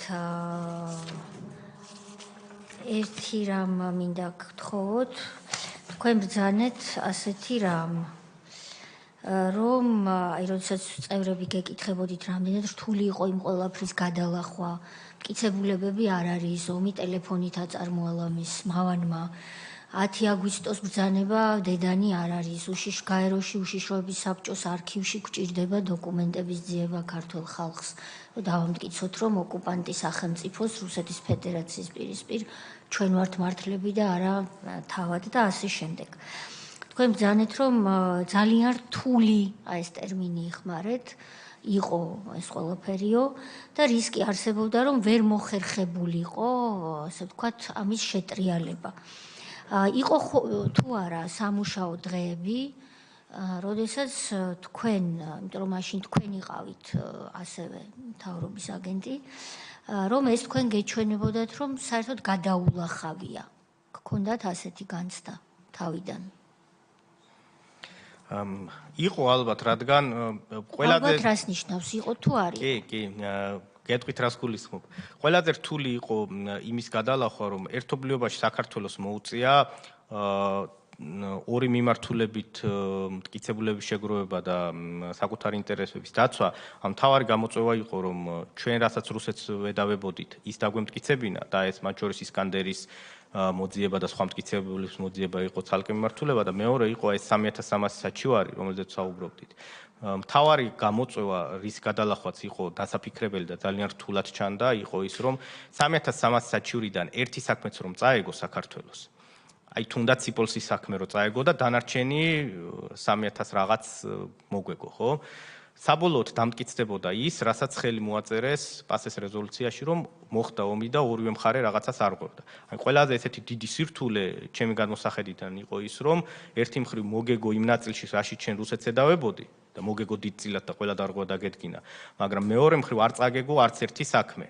იმიტომ რომ ერთი წაგება უკვე ნიშნავდა, რომ მაგალითად სიპოლსის საქმის წაგება ნიშნავდა იმას, რომ საქართველოს გრადებით ცხინვალი დაბომბა და ეს შეიძლება საკმარისი ყოფილიყო უკვე რუსული ნარატივის გასამტკიცებლად, რომ ნამდვილად გენოციდის მცდელობები იყო საქართველოს მხრიდან და შეიძლება მხოლოდ აი ამ საქმის წაგებითაც კი ტერიტორიული მთლიანობის აღდგენის საკითხი ძალიან დიდი კითხვის ნიშნის ქვეშ დამდგარიყო, იმიტომ რომ ეს სამართლებრივად გამყარდებოდა. ამიტომ მე ვფიქრობ, რომ ეს იყო ყველაზე დიდი სირთულე, რომელთანაც იუსტიციის სამინისტროს და საქართველოს მთავრობას მოუწია მუშაობა, რომ თან ყოფილიყო, ასე ვთქვათ, თავდასხმით რეჟიმში, სამართლებრივი თავდასხმის და თან ისეთი თავდაცვის რეჟიმში, რომ ამდენი საჩივრიდან და ამდენი მტკიცებულება, რომელიც მის წინააღმდეგ იყო დაგროვებული, ისე გაეკარწყლებინა, რომ ერთი დარღვევაც არ დარგენილიყო.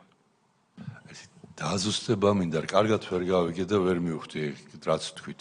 ანუ საი ამტკიცებდა, რომ ქართველები გენოციდს უწყობდნენ საკუთარ მოსახლეობას? ტერმინი არ იყო ეს გენოციდი გამოყენებული, ეს ტერმინი იყო რუსეთის მხრიდან გამოყენებული და რუსეთი გენოციდს ადასტურებდა იმით, რომ განურჩეველი იარაღით, მაგალითად გრადებით მოხდა ცხინვალის დაბომბვა. ეს იყო რუსული ნარატივი და ცალკე იყო შესული ეს საჩივარი, რომელიც საჩივარი? სიპოლსის, აი საიას მეშეტანილი სიპოლსის საქმე და ამ საჩივრის მთელი არსი იყო ის, რომ მათი ბრალდება იყო, რომ საქართველოსდან გასროლილი ჭურვით, ამ გრადით მოხდა მოსახლეობის გარდაცვალება. მშვიდობიანი მოსახლეობის გარდაცვალება და ეს ორი რაღაც ერთმანეთში უკვე ავსებდა თუ ამ საქმეზე სტრასბურგი დაადგენდა რომ ქართველებმა ნამდვილად ისროლეს ცხინვალში დასახლებულ პუნქტში ისეთი იარაღი რომლის გამოყენებაც არ შეიძლებოდა ეს უკვე შეავსებდა რუსულ ნარატივს გენოციდის მოწყობასთან დაკავშირებით. დიდი მადლობა. დიდი მადლობა ბატონო ბექა ბოდიში ბატონ მინის დიდი მადლობა გადაეცით თქვენ ბატონო ბექა და თქვენს თანამშრომლებს ვინც დღეს აქ მობრძანდით და მრავალი წელია ოკუპანტის სახელმწიფოს პირისპირ ქართული სიმართლის დამტკიცებას ცდილობდით და ცდილობთ და ამაში წარმატებასაც მიაღწიეთ ქართული ოცნების ხელისუფლებასთან ერთად მადლობას გიხდით და კიდევ უფრო დიდ წარმატებებს გისურვებთ ნახვამდის მადლობა მობრძანებისთვის სიპოლსკის საქმის ნომერი დაგვიტოვეთ თუ შეიძლება და დანარჩენს ჩვენ თვითონ წავიკითხავთ ნახვამდის ჩვენ საქართველოს ცენტრალური კომისიის წარმომადგენელს უნდა მოვუსმინოთ გთხოვთ დაიკავოთ ადგილი თავი წარმოგვიდგინოთ მოკლედ და შემდეგ უკვე შემოვფარგლავთ იმ სასაუბროს გამოსაკვლევ საკითხთან დაკავშირებით რისთვისაც თქვენ დაგთანხმდით რომ მობრძანებულიყავით.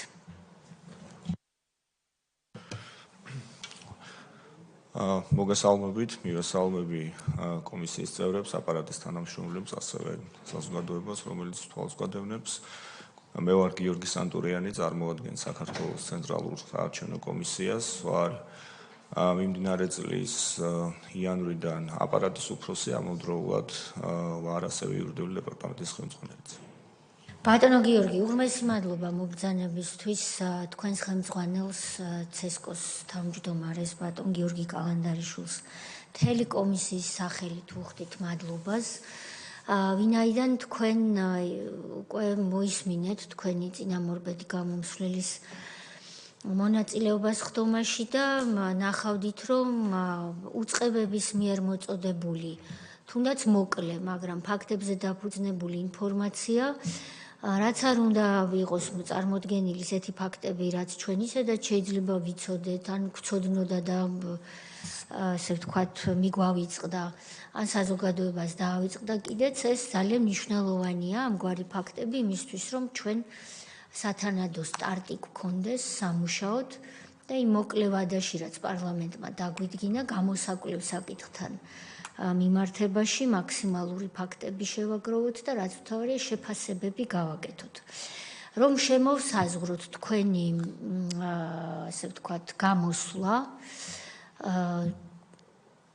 ვიტყვი იმას რაც არის ჩვენი კომპეტენცია. ის რაც არ არის ჩვენი კომპეტენცია, რა თქმა უნდა თქვენი სასაუბრო ვერ იქნება. ჩვენი კომპეტენცია არის როგორც ეს პარლამენტმა დაადგინა და განსაზღვრა 2003-2012 წლები. ჩვენ მოგვიწევს შევაფასოთ ფაქტებზე დაყრდნობით ამ დროს საქართველოში მოქმედი რეჟიმი, როგორც უწოდა მას ხელისუფლებას საქართველოს პარლამენტმა და ამ რეჟიმის სამსახურში მყოფი პოლიტიკური თანამდებობის პირები და ყველამ ვიცით რა არის ამ ტერმინის განმარტება საქართველოს კანონმდებლობით. შესაბამისად გთხოვთ თავისუფალი თხრობის რეჟიმში, როგორც თქვენ ამას ჩათვლით, საჭიროდ იქნება ეს შინაარსი თუ სტრუქტურა თქვენი გამოსვლის მოგვახსენოთ ქრონოლოგიურად 2003-12 წლებში რომელი არჩევნები ჩატარდა, რომელში გულისხმობს სხვადასხვა დონის არჩევნებს, როდის და შემდეგ ამისმეს ალბათ საკმაოდ მოკლე იქნება. ამის შემდეგ ჩვენთვის საინტერესო კითხვებს და კონკრეტულ არჩევნებზე კითხვებს წევრები დავსვამთ და რაზეც გექნებათ ფაქტობრივი ინფორმაცია გვიპასუხებთ, რაზეც არ გექნებათ თქვენ მომდევნო დღეებში, რა თქმა უნდა, მოინიშნავთ ამ შეკითხვებს და ფაქტობრივ ინფორმაციას წერილობით წარმოგვიდგენთ. თანამშრომლობისთვის კიდევ ერთხელ გიხდით მადლობას. გთხოვთ. კიდევ ერთხელ მოგესალმებით. რა თქმა უნდა, პერიოდი შეეხება 2003 წლიდან 2012 წლამდე არსებულ არჩევნებს და ბუნებრივია იმ შემთხვევაში თუ კი რაიმე კითხვაზე პასუხი არ იქნება ამ ეტაპისთვის მზად, გინდასტურებთ რომ მზად ვარ თანამშრომლობის ფორმატში იქნება ეს წერილობით თუ შემდგომ სხდომებზე გამოცხადებისას წარმოგიდგინოთ აღნიშნული ინფორმაცია. ძალიან მოკლედ შევეცდები მიმოვიხილო ის არჩევნები, რომელიც ამ პერიოდში გაიმართა და მე დავიწყებ 2003 წლის 2 ნოემბრის არჩევნებით, საპარლამენტო არჩევნებით, რომელიც მაშინ გაიმართა შერეული სისტემით, გახსოვთ 225 დეპუტატი უნდა დაკომპლექტებულიყო საბოლოოდ პარლამენტი, თუმცა საბოლოო ჯამში შემდგომში აღნიშნული არჩევნების შედეგები პროპორციულ ნაწილში გაუქმებული იქნა საქართველოს უზენაესი სასამართლოს მიერ, შემდგომში საქართველოს პრეზიდენტი ვადაზე ადრე გადადგა, რასაც მოყვა პრეზიდენტის რიგარეში არჩევნები უკვე 2024 წლის 4 იანვარს და შემდგომში ხელახალი საპარლამენტო არჩევნები პროპორციულ ნაწილში უკვე 2004 წლის 28 მარტს.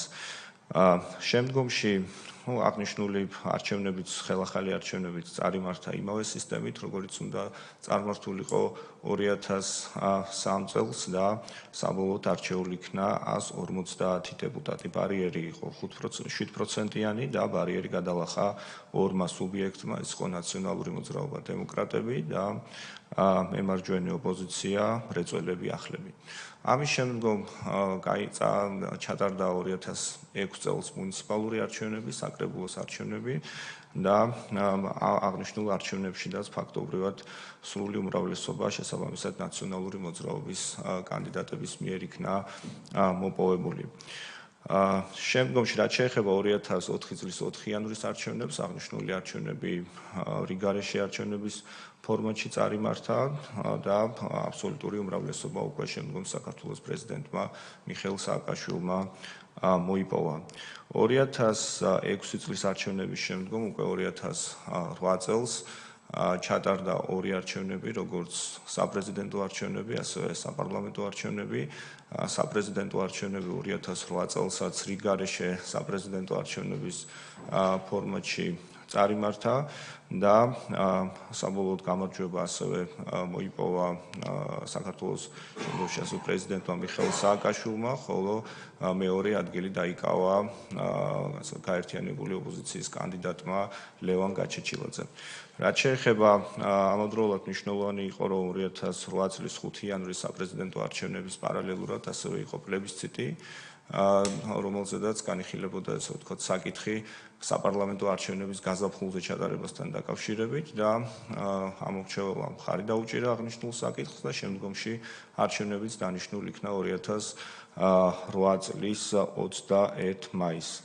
აღნიშნული არჩევნები უკვე ჩატარდა 5%-იანი ბარიერის პირობებში, სადაც ვთქვათ შერეული საარჩევნო სისტემით, სადაც 75 დეპუტატი არჩეული უნდა ყოფილიყო სიების მეშვეობით, ხოლო 75 მაჟორიტარული ოლქებიდან გამომდინარე.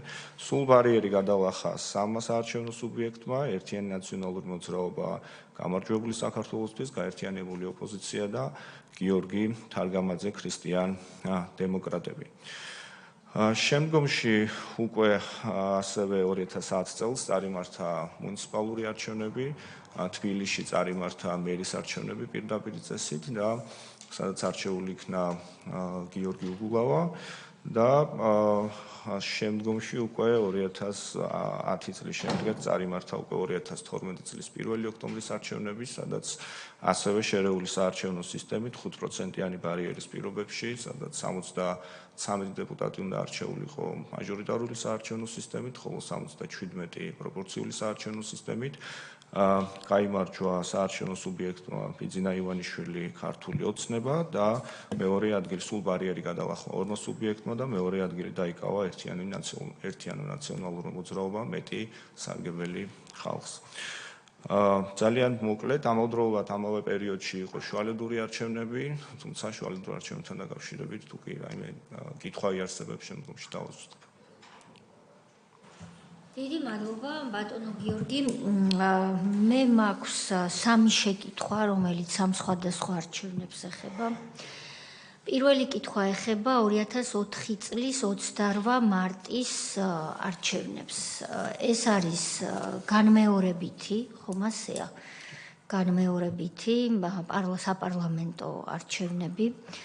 ამასთან დაკავშირებით თქვენთვის ალბათ ცნობილია, რომ არსებობს სტრასბურგის გადაწყვეტილება, რომელიც გამოქვეყნდა 2008 წლის 8 ოქტომბერს და მას ჰქვია ლეიბორისტული პარტია საქართველოს წინააღმდეგ. ეს არის ის საჩივარი, სადაც ლეიბორისტულმა პარტიამ უჩივლა სახელმწიფოს და დაადანაშაულა სახელმწიფო მაშინ იმაში, რომ 28 მარტის არჩევნები შედეგები ისე შეაჯამა ცესკომ 18 აპრილის სხდომაზე 2004 წლის, რომ არ იყო ჩატარებული არჩევნები ორ საკმაოდ მოზრდილ ოლქში. ეს არის ხულო და ქობულეთი. ამით 60,000 ამომრჩეველი იქნა გარიცხული, გამორიცხული თუ გარიყული საარჩევნო პროცესიდან.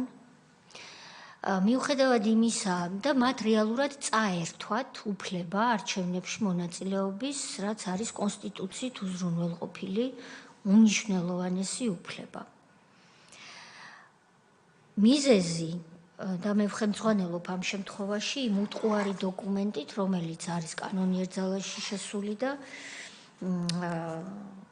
როგორც უკვე მოგახსენეთ 8 ოქტომბერს 2008 წლის ძალაშია შესული. ამიტომ ამ დოკუმენტში რა ფაქტებიც არის მოყვანილი, ეს არის სტრასბურგის სასამართლოს გადაწყვეტილება. ეს ფაქტები არის უტყუარი. ამიტომაც საუბრობ ასე თამამად და ყვები ამას და შემდეგ კითხვასაც მოგახსენებთ. 29 აბზაცში ამ გადაწყვეტილებისა სტრასბურგის წერია ასეთი რამ, რომ სხდომაზეო 18 აპრილის ცესკოს სხდომაზე და მაშინ 15 წევრისგან შედგებოდა ცესკოს შემოადგენლობა. ერთმა წევრმა, ეს გახლდათ ლეიბორისტული პარტიის წარმომადგენელი, განაცხადა, რომ ის იყო წინააღმდეგი, ისე შეჯამებული იყო საყოველთაო არჩევნების შედეგები, რომ ორ ოლქში არჩევნები არ იყო ჩატარებული. ამაზე ცესკოს მაშინდელმა ხელმძღვანელმა განაცხადა, რომ თუ იქო ხულოსა და ქობულეთში არჩევნები ვერ ჩატარდა, ესო ჩვენი კი არა, აჭარის ხელისუფლების ბრალიაო, ციტირებას ვახდენ. და პრინციპში რომს ჩატარებულიყო იქ არჩევნებიო, ესო შედეგზე გავლენას ვერ იქონიებდაო. რასაკვირველია, კითხვა თუ რატომ ფიქრობდა ის ამას ასე, თქვენ არ მოგემართებათ მით უმეტეს ამდენი წლის შემდეგ, მაგრამ მე მაინტერესებს და მაინც შეაჯამა არჩევნები ცესკომ ხელმძღვანელის ინიციატივით და სწორედ ამის გამო სტრასბურგის სასამართლომ დაადგინა დარღვევა და თქვა, რომ საპარლამენტო არჩევნებზე ეს შევახსენებ ყველას, ის საპარლამენტო არჩევნებია, რომლითაც ნაციონალური მოძრაობა მოვიდა ჩვენს ქვეყანაში ხელისუფლებაში. აი ასეთი არჩევნებით მოვიდა, ეს წერია სტრასბურგის სასამართლოს გადაწყვეტილებაში, სადაც 60,000 ადამიანს წაართვეს ხმის უფლება. ეხლა რატომ არის ეს გარდა იმისა, რომ კონსტიტუციის და კონვენციური უფლებების დარღვევა მნიშვნელოვანი?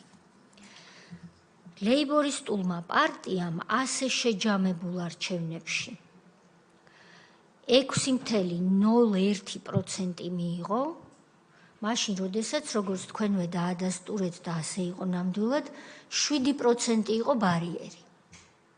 შესაბამისად, ის ამტკიცებდა, რომ ხულოსა და ქობულეთში რომ ჩატარებულიყო არჩევნებიო, შესაძლოა მე ეს ბარიერი გადამელახა და მოვხვედრილიყავი პარლამენტშიო. სწორედ ეს იყო მისი, ასე ვთქვათ, ინტერესი, რის გამოც სტრასბურგში დავობდა და როგორც უკვე მოგახსენეთ, მან ეს დავა მოიგო. მე მაქვს ერთადერთი კითხვა, ვინ ხელმძღვანელობდა CESCO-ს 2004 წლის 28 მარტს. ეს გვჭირდება ჩვენ აუცილებლად, ვინაიდან სტრასბურგის სასამართლოში ასეთი პრაქტიკა იყო და ახლაც გრძელდება, რასაც ვაკვირდები, რომ გვარებსა და სახელებს მაღალჩინოსნების თავიდან არ წერდნენ, რა თქმა უნდა, საქმის მასალებში ეს ჩანდა და შემდეგ შემოვიდა ასეთი პრაქტიკა, რომ წერდნენ, მაგრამ მხოლოდ ინიციალებით და ეს ის დროა, როდესაც არც ინიციალები არ იწერებოდა. ამიტომ ჩვენ გვჭირდება ვიცოდეთ ოფიციალურად 2004 წლის 28 მარტს უბრალოდ გვარი და სახელი, ვინ ხელმძღვანელობდა CESCO-ს. ეს პირველი შეკითხვა. მეორე შეკითხვა ეხება 2008 წლის საპრეზიდენტო არჩევნებს. ცოტა მეტი რომ გითხრათ ტურებთან დაკავშირებით, იმიტომ რომ ორი ტურის შესაძლებლობას ითვალისწინებდა მაშინ კანონი. პირველ ტურში რამდენი ხმა დააგროვა ერთმა კანდიდატმა, ან პროცენტული მაჩვენებელი, რომელიც გაქვთ ხელთ და რამდენი მეორემ და იყო თუ არა სამართლებრივი საფუძველი, კი არა, ან შეიძლება თქვენ არ გაქვთ ხელთ ეს ინფორმაცია დღეს, რომ ჩატარებულიყო მეორე ტური.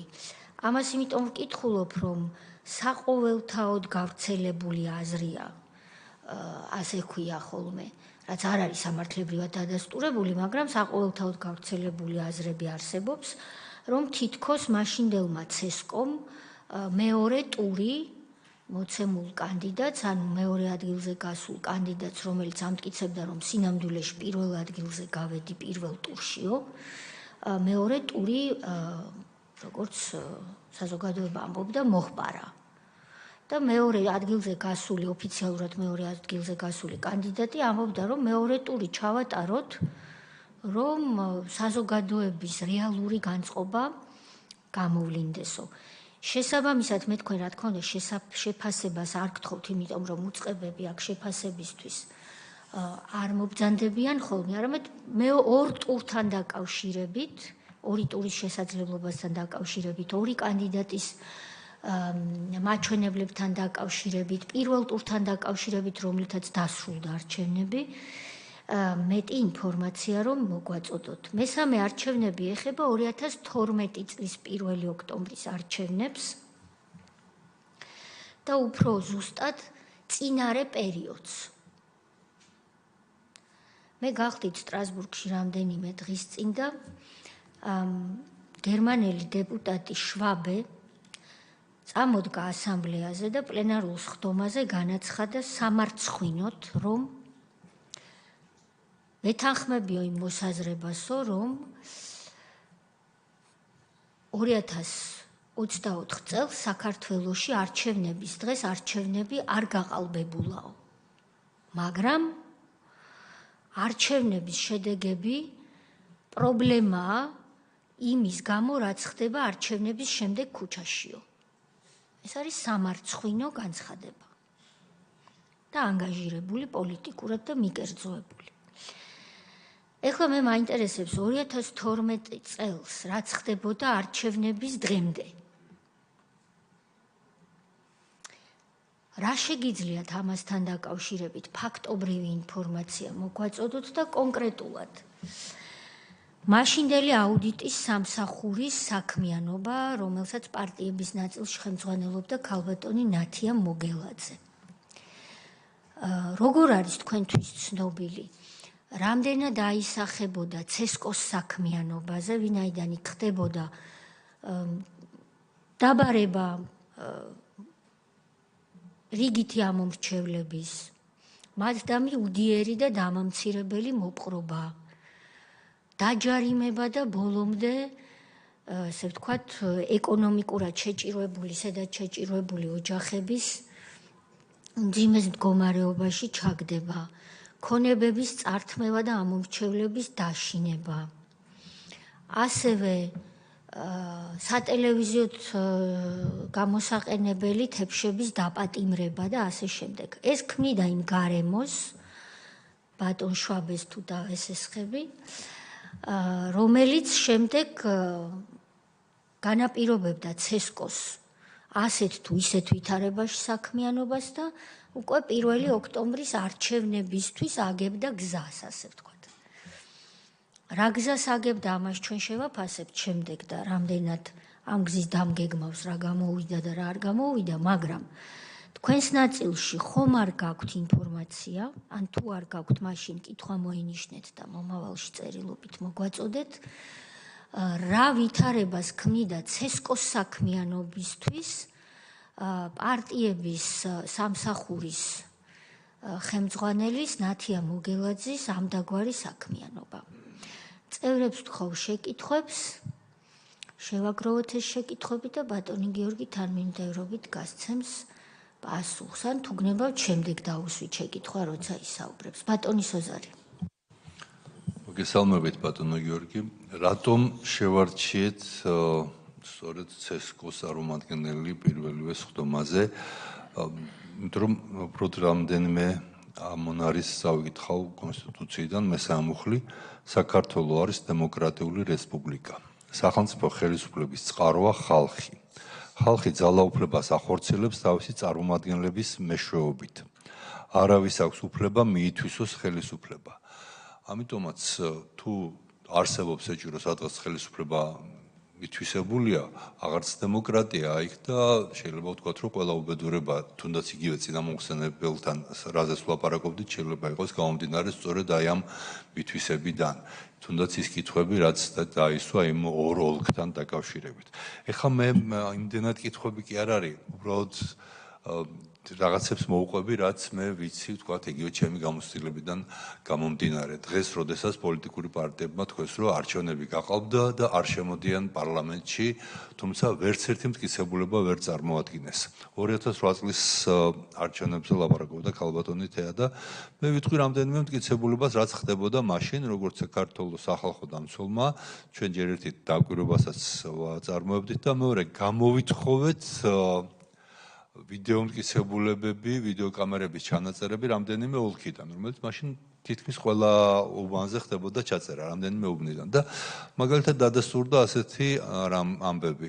გორში რამდენიმე უბანზე, სადაც იყო ეწერა, რომ თქვათ, ნაციონალურმა მოძრაობამ მიიღო პირობითად 500 რაღაცა ხმა, ზუსტად არ მახსოვს 500 რამდენი, თორე ციფრები ზუსტად მახსოვს 500 რაღაცა იყო. ამ არჩევნების დღის განმავლობაში 8 საათიდან 8 საათამდე უბანზე შევიდა 200 რაღაცა ამორჩეველი 250 პირობითად. ანუ დაახლოებით ორჯერ მეტი ხმა მიიღო მხოლოდ ნაციონალურმა მოძრაობამ იმ კონკრეტულ უბანზე, ვიდრე შევიდა მთლიანად ამორჩეველი და ასეთი იყო ძალიან ბევრი, რა ვიცი, ამაზე უფრო მეტი სისტემური დანაშაული შეუძლებელია. როდესაც ნახა მაშინდელმა ხელისუფლებამ საით მივდიოდით და რომ მტკიცებულებები იყო უდავო გაყალბების, მათ საერთოდ შეგვიზღუდეს წვდომა აი ამ ჩანაწერებზე, რაც ასევე კონსტიტუციის დარღვევაა. 2008 წელს უკვე საპარლამენტოზე მოხდა ასევე საინტერესო ამბავი, კოდორის ხეობა მოგეხსენებათ 2008 წლის ომამდე იყო საქართველოს ცენტრალური ხელისუფლების კონტროლქვეშ. სააკაშვილმა უბრალოდ დაინახა, რომ მაჟორიტარულ არჩევნებს აგებს მესტიაში აგებდა ჩვენს კოლეგასთან, ვიქტორ ჯაფარიძესთან და კოდორის ხეობა, სადაც არჩევნები ბუნებრივია ტარდებოდა, მაგრამ არ ტარდებოდა მაჟორიტარული არჩევნები, იმიტომ რომ ეს არის გულირიფშის რაიონის ნაწილი. სწორედ აი ამ საარჩევნო მიზნით მხოლოდ ერთჯერადად შემოერთეს მესტიას და იქ განლაგებულ 3000 ჯარისკაცის ხმა წამოიღეს მესტიაში. 3000 კაცის ხმა აბსოლუტურად 3000-ივე ხმა იყო ყოველგვარი დაკვირვების გარეშე იყო ეს ხმები მიცემული, 3000-ივე ხმა იყო ერთ კანდიდატზე, ნაციონალური მოძრაობის კანდიდატზე მიცემული და 3000 ხმა მთლიანად წყვეტს მესტიაში არჩევნების ბედს, რომელიც მე მგონია, რომ ეს არის ერთ-ერთი მაგალითი იმისა, თუ როგორი დარღვევები ხდებოდა და როგორი დარღვევებით ტარდებოდა არჩევნებში. 2012 წელს რაც შეეხება, ამაზე გაცილებით მეტი მასალები გვაქვს ბუნებრივია და ამაზე ალბათ კომისია შემდეგ მუშაობის პერიოდში იმსჯელებს. იმდენად კითხვები არ მინდოდა, რამდენადაც უბრალოდ რო აღმეწერა ვითარება რაც არის, რაც იყო, რის გამოც გადავწყვიტეთ, რომ კომისიამზე სწორედ თქვენ ყოფილიყავით მეორე მომხსენებელი. კი ბატონო, მაშინ უპასუხეთ ჩემს ამ შეკითხვას, თუ ბატონის ოზარის გამოსვლიდან თქვენ თვითონ გაგიჩნდათ სურვილი, რომ დაამატოთ რაიმე ფაქტობრივი გარემოება და შემდეგ სხვა წევრებიც სავარაუდოდ დასვამენ შეკითხვებს. მადლობა. დავიწყებ პირველი კითხვით, რომელიც შეეხება 2004 წელს გამართულ ხელახალ არჩევნებს, რომელიც წარიმართა პროპორციული წესით, რადგანაც უზენაეს სასამართლოს მიერ გაუქმებული იქნა ამ ნაწილში შესაბამისი შედეგები. კი დასტურებს, იმიტომ რომ თან მაქვს ამ ნაწილში შემდგომში ცესკოს მიერ შედგენილი შემაჯამებელი ოქმი გულისხმობ 2004 წლის 18 აპრილის შემაჯამებელ ოქმს. მე გამიჭირდება გითხრათ რეალურად გაუქმების საფუძველი რა იყო, იმიტომ რომ ამ ეტაპისთვის, იმიტომ რომ შემაჯამებელი ოქმის თანახმად მითითებულია ის, რომ ნამდვილად ქობულეთისა და ხულოს ოლქებში გაუქმდა შედეგები საარჩევნო კოდექსის მოთხოვნათა უხეში დარღვევის გამო, თუმცა სხვა რაიმე დამატებითი კონკრეტიკა არ არის მითითებული, ამიტომ ამ ნაწილში გამიჭირდება რაიმეს მითითება, ნამდვილად საქართველოს ლეიბორისტულ პარტიას ჰქონდა 6.1% ამ არჩევნებში შედეგების. რაც შეეხება თუ ვინ წარმოადგენდა უშუალო კითხვას, შემაჯამებელ ოქმს ხელს აწერს კომისიის თავმჯდომარე ზურაბ ჭიაბერაშვილი, ასე რომ ეს არის აღნიშნული იკვეთება აღნიშნული შემაჯამებელი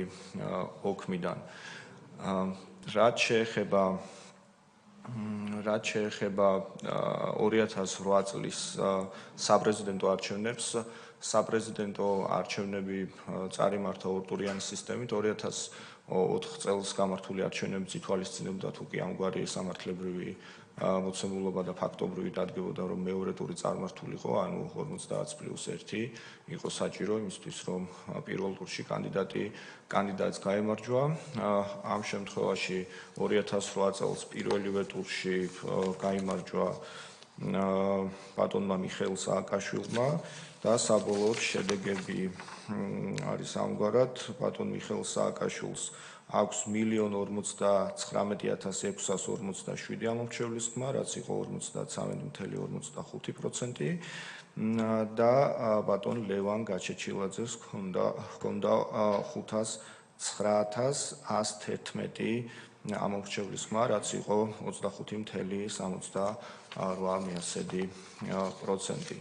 ბუნებრივია ამ შემთხვევაში, რაც შემიძლია ვთქვა, არის ის, რომ თუ კი არ იქნებ კანდიდატი ვერ გადალახავდა შესაბამის ბარიერს, ასეთ შემთხვევაში წარიმართებოდა მეორე ტური და რა თქმა უნდა ამის სამართლებრივი შესაძლებლობა არსებობდა. და კითხვა, რომელიც შეეხება 2012 წლის არჩევნების წინასაარჩევნო პერიოდს და კერძოდ მაშინდელი აუდიტის სამსახურის მიერ წარმოებულ საქმიანობას და რა გავლენა ჰქონდა აღნიშნულ ცესკოს საქმიანობასთან დაკავშირებით, მე ამ ეტაპისთვის გამიჭირდება, იმიტომ რომ უშუალოდ მე არ ვიყავი დასაქმებული ამ პერიოდისათვის საქართველოს ცენტრალურ საარჩევნო კომისიაში, ჩემი საქმიანობა იწყება 2018 წლის 1 აგვისტოდან, თუმცა შევეცდები, რომ აღნიშნულთან დაკავშირებით შესაბამისი ინფორმაციით დაგიბრუნდეთ. და ამავდროულად რაიმე კონკრეტიკა თუნდაც 2008 წელს წარმართულ არჩევნებთან დაკავშირებითაც საკუთარი გამოცდილებით ამ ეტაპისთვის გამიჭირდება, რომ რაიმე გითხრათ და ამიტომ შევავსო ბატონის ოზარის მიერ გაზიარებული პოზიცია. დიდი მადლობა. ბატონო გიორგი, მაშინ ამ მესამე შეკითხვაზე იქნება მოინიშნოთ ეს შეკითხვა და წერილობით აღარ შეგაწუხებთ მობრძანებისთვის და წერილობით თუ კი რაიმეს ეს უფრო ანალიტიკაა და ცესკოს ოფიციალური პოზიცია, რომ სხვადასხვა არჩევნებზე იმის დამიხედვით რა უსწრებს წინ არჩევნებს, ან რა მოსდევს არჩევნების დღეს, ცესკოს სამუშაო ვითარება არის სხვადასხვა, ხომ ასეა. ის სამარცხვინო ქცევა მაგალითისთვის, რაც ვიხილეთ ბოლო არჩევნების შემდგომ ერთ-ერთ სხდომაზე, პირდაპირ თავდასხმა ცესკოს ხელმძღვანელზე, რომელიც თავდამსხმელის გვარს და სახელს სამარცხვინოდ შეიტარს საქართველოს უახლეს ისტორიაში, ესეც ერთ-ერთი მაგალითია, რომ შეიძლება ცესკო მუშაობდეს ასეთ ვითარებაში ან ისეთ ვითარებაში, ხომ? თუ კი თქვენ მოიძიებთ ფაქტებს, ინფორმაციას, თუ სწორედ სახელმწიფო აუდიტის სამსახურის პოლიტიკური პარტიების შესაბამისი სამსახურის ქალბატონი ნათია მოგელაძის საქმიანობიდან გამომდინარე, რა პირობებში უწევდა მაშინ ცესკოს მუშაობა, ეს მხოლოდ წაადგება კომისიის საქმიანობას. რაც შეეხება ოქმს და ოქმებს, რომელიც თქვენ თან მოიტანეთ სხდომაზე, ეს პროცედურულად სწორია და გამართულია, თუკი თქვენ თანახმა იქნებით, რომ ეს დოკუმენტაცია უკვე ჩააბაროთ კომისიას, ან თუ სხვაგვარი ინსტრუქცია გაქვთ ხელმძღვანელობისგან, მაშინ წერილობით მოგვაწოდეთ ხვალ, ესეც აბსოლუტურად მისაღები იქნება ალბათ კომისიის წევრებისთვის, მაგრამ ერთიც სწორია, მეორეც, როგორც თქვენი უწყებისთვის ჩათვლით საუკეთესოდ, ისე გააკეთეთ. ბატონ თენგისნებავდა კითხვის დასმა. უფრო თხოვნა იქნება, იმიტომ რომ ეხლა ალბათ ვერ მიპასუხებთ. თქვენ ამბობთ, რომ ოქში მითითებულია უხეში დარღვევები, იქ სადაც იმ ოლქში გაუქმდა. რაიმე მასალა თუ ინახება, იქნებ მოიძიოთ. თქვათ, რას ეყრდნობოდა, რომ ისინი ასკვნიან, რომ უხეში დარღვევები იყო. იყო რამე საჩივრები, თუ ეს საჩივრები საერთოდ არ არსებობს და უბრალოდ მოსაზრება იყო ასეთი, რომ ალბათ უხეშად დარღვევები ჩატარდებოდა. რა მასალა არსებობს, რომელიც მიიყვანდა თუნდაც ფორმალურად იმ დასკვნამდე ცესკოს, რომ ჩაეწერა თავის ოლქში, რომ უხეში დარღვევები ჩატარდა იმ ოლქში. მადლობთ. ქალბატონ 2008 წლის საპრეზიდენტო არჩევნების სურათი რო წარმოვიდგინოთ, იყო ერთი მუნიციპალიტეტი, სადაც ვერ მოხერხდა გაყალბება, მოხევებმა დაიცვეს თავისი ხმები. პირველ ადგილზე გავიდა ლევან გაჩეჩილაძე, მეორე ადგილზე გავიდა ბადრი პატარკაციშვილი და მესამე ადგილზე გავიდა სააკაშვილი.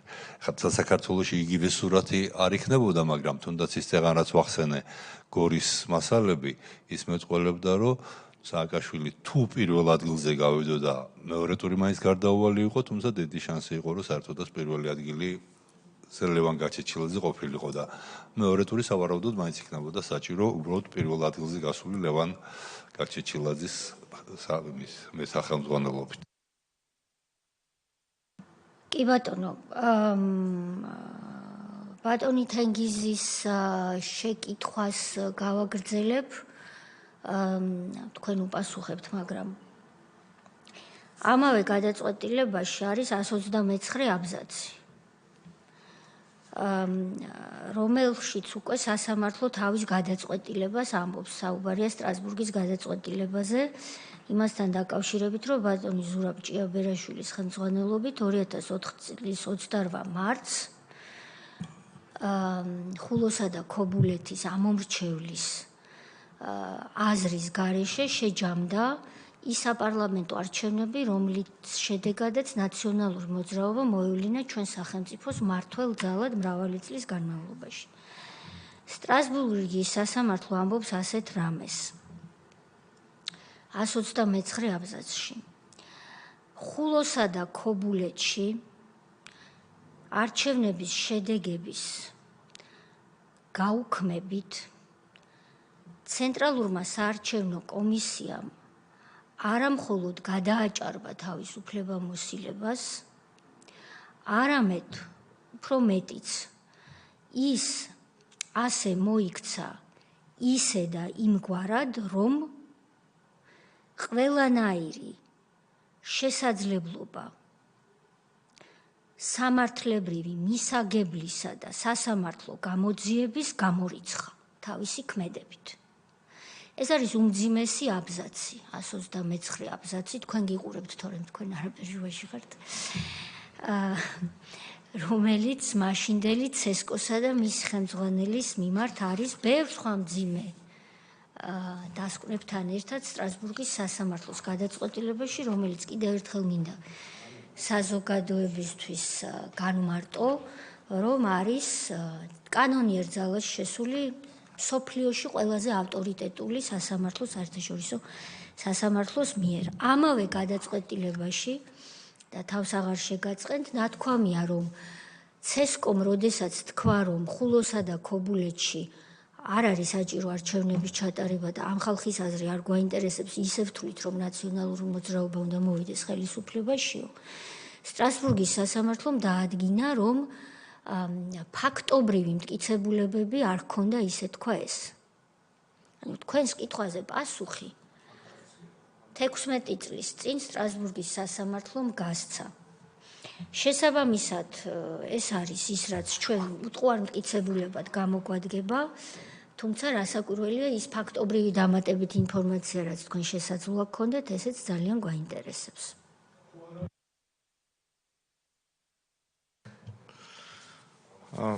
მადლობა კითხვისთვის. მე საუბრისას ასევე აღნიშნე, რომ შემაჯამებელი ოქმის თანახმად მხოლოდ საარჩევნო კოდექსის მოთხოვნათა უხეში დარღვევა მითითებული და ის დოკუმენტი მეც, რომელიც თან მაქვს შემაჯამებელი ოქმი, რაიმე სხვა დამატებითი ინფორმაცია ამ ოქმით არ იკვეთება. დიახ, დამატებით, თუმცა ხანგრძლივი პერიოდია გასული, ამიტომ არ ვარ დარწმუნებული, რამდენად შესაძლოა აღნიშნული ინფორმაცია დოკუმენტურად შესაძლოა, თუმცა ასევე დამატებით კიდევ ერთხელ შევეცდებით ამ საკითხზე, ასე რომ ვთქვათ, მოგაწოდოთ დამატებითი ინფორმაცია, იქნებ რაიმე შესაძლოა გახდეს და არსებობდეს და მოგაწოდოთ. რაც შეეხება დავაზუსტებ შემაჯამებელ ოქმებთან დაკავშირებით, რა თქმა უნდა, ორივე შემაჯამებელ ოქმს წარმოგიდგენთ, უბრალოდ ეხლა მონიშნული მაქვს და ამიტომ სუფთა ვერსიას წარმოგიდგენთ. კი ბატონო, თქვენი სამუშაო ვერსიები, რა თქმა უნდა, თქვენთან დარჩეს, ხვალ მოგვაწოდეთ შემაჯამებელი ოქმები და დიდი მადლობა თანამშრომლობისთვის. ჩვენ რა თქმა უნდა გვექნება თქვენი იმედი, იმიტომ რომ როგორც ბატონმა სოზარმა აღნიშნა, ჩვენ ვიმსჯელეთ კომისიის ფარგლებში და ჩვენი ერთ-ერთი პრიორიტეტული მიმართულება გამოსაკვლევ საკითხთან დაკავშირებით იქნება სწორედ 2003-2012 წლების პერიოდში ჩატარებული არჩევნები, ვინაიდან ჩვენ გვინდა შევისწავლოთ საკითხი თუ როგორ მოვიდა, რა მეთოდებით და რა პროცედურებით ნაციონალური მოძრაობა სახელმწიფოს სათავეში და შემდეგ როგორ ატარებდა სხვადასხვა არჩევნებს და რა შეფასება შეიძლება ამ არჩევნებს თითოეულ მათგანს, განსაკუთრებით კი 2004, 2008 და 2012 წლის არჩევნებს და განსაკუთრებით წინარე პერიოდს, 1 ოქტომბრამდე რაც იყო თვეები და წლების განმავლობაში, როგორ მართავდა ყველა ამ პროცესს. ამიტომაც შეგაწუხეთ ამდენი შეკითხვით.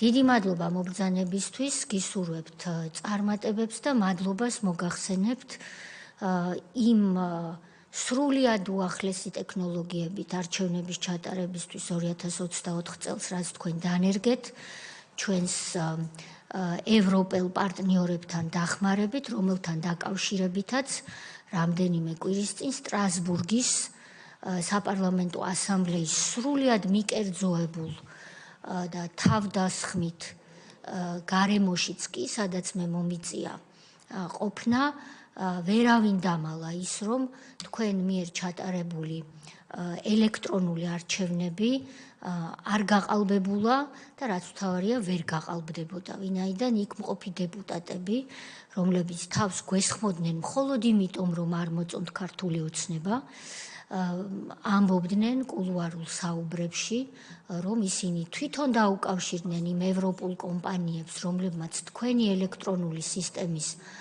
აუდიტი ჩაატარა და რომ თავად ამ ევროპულმა კომპანიებმა მათ უთხრეს, მათ შორის ამერიკულმა, ჰოლანდიურმა და სხვებმა, რომ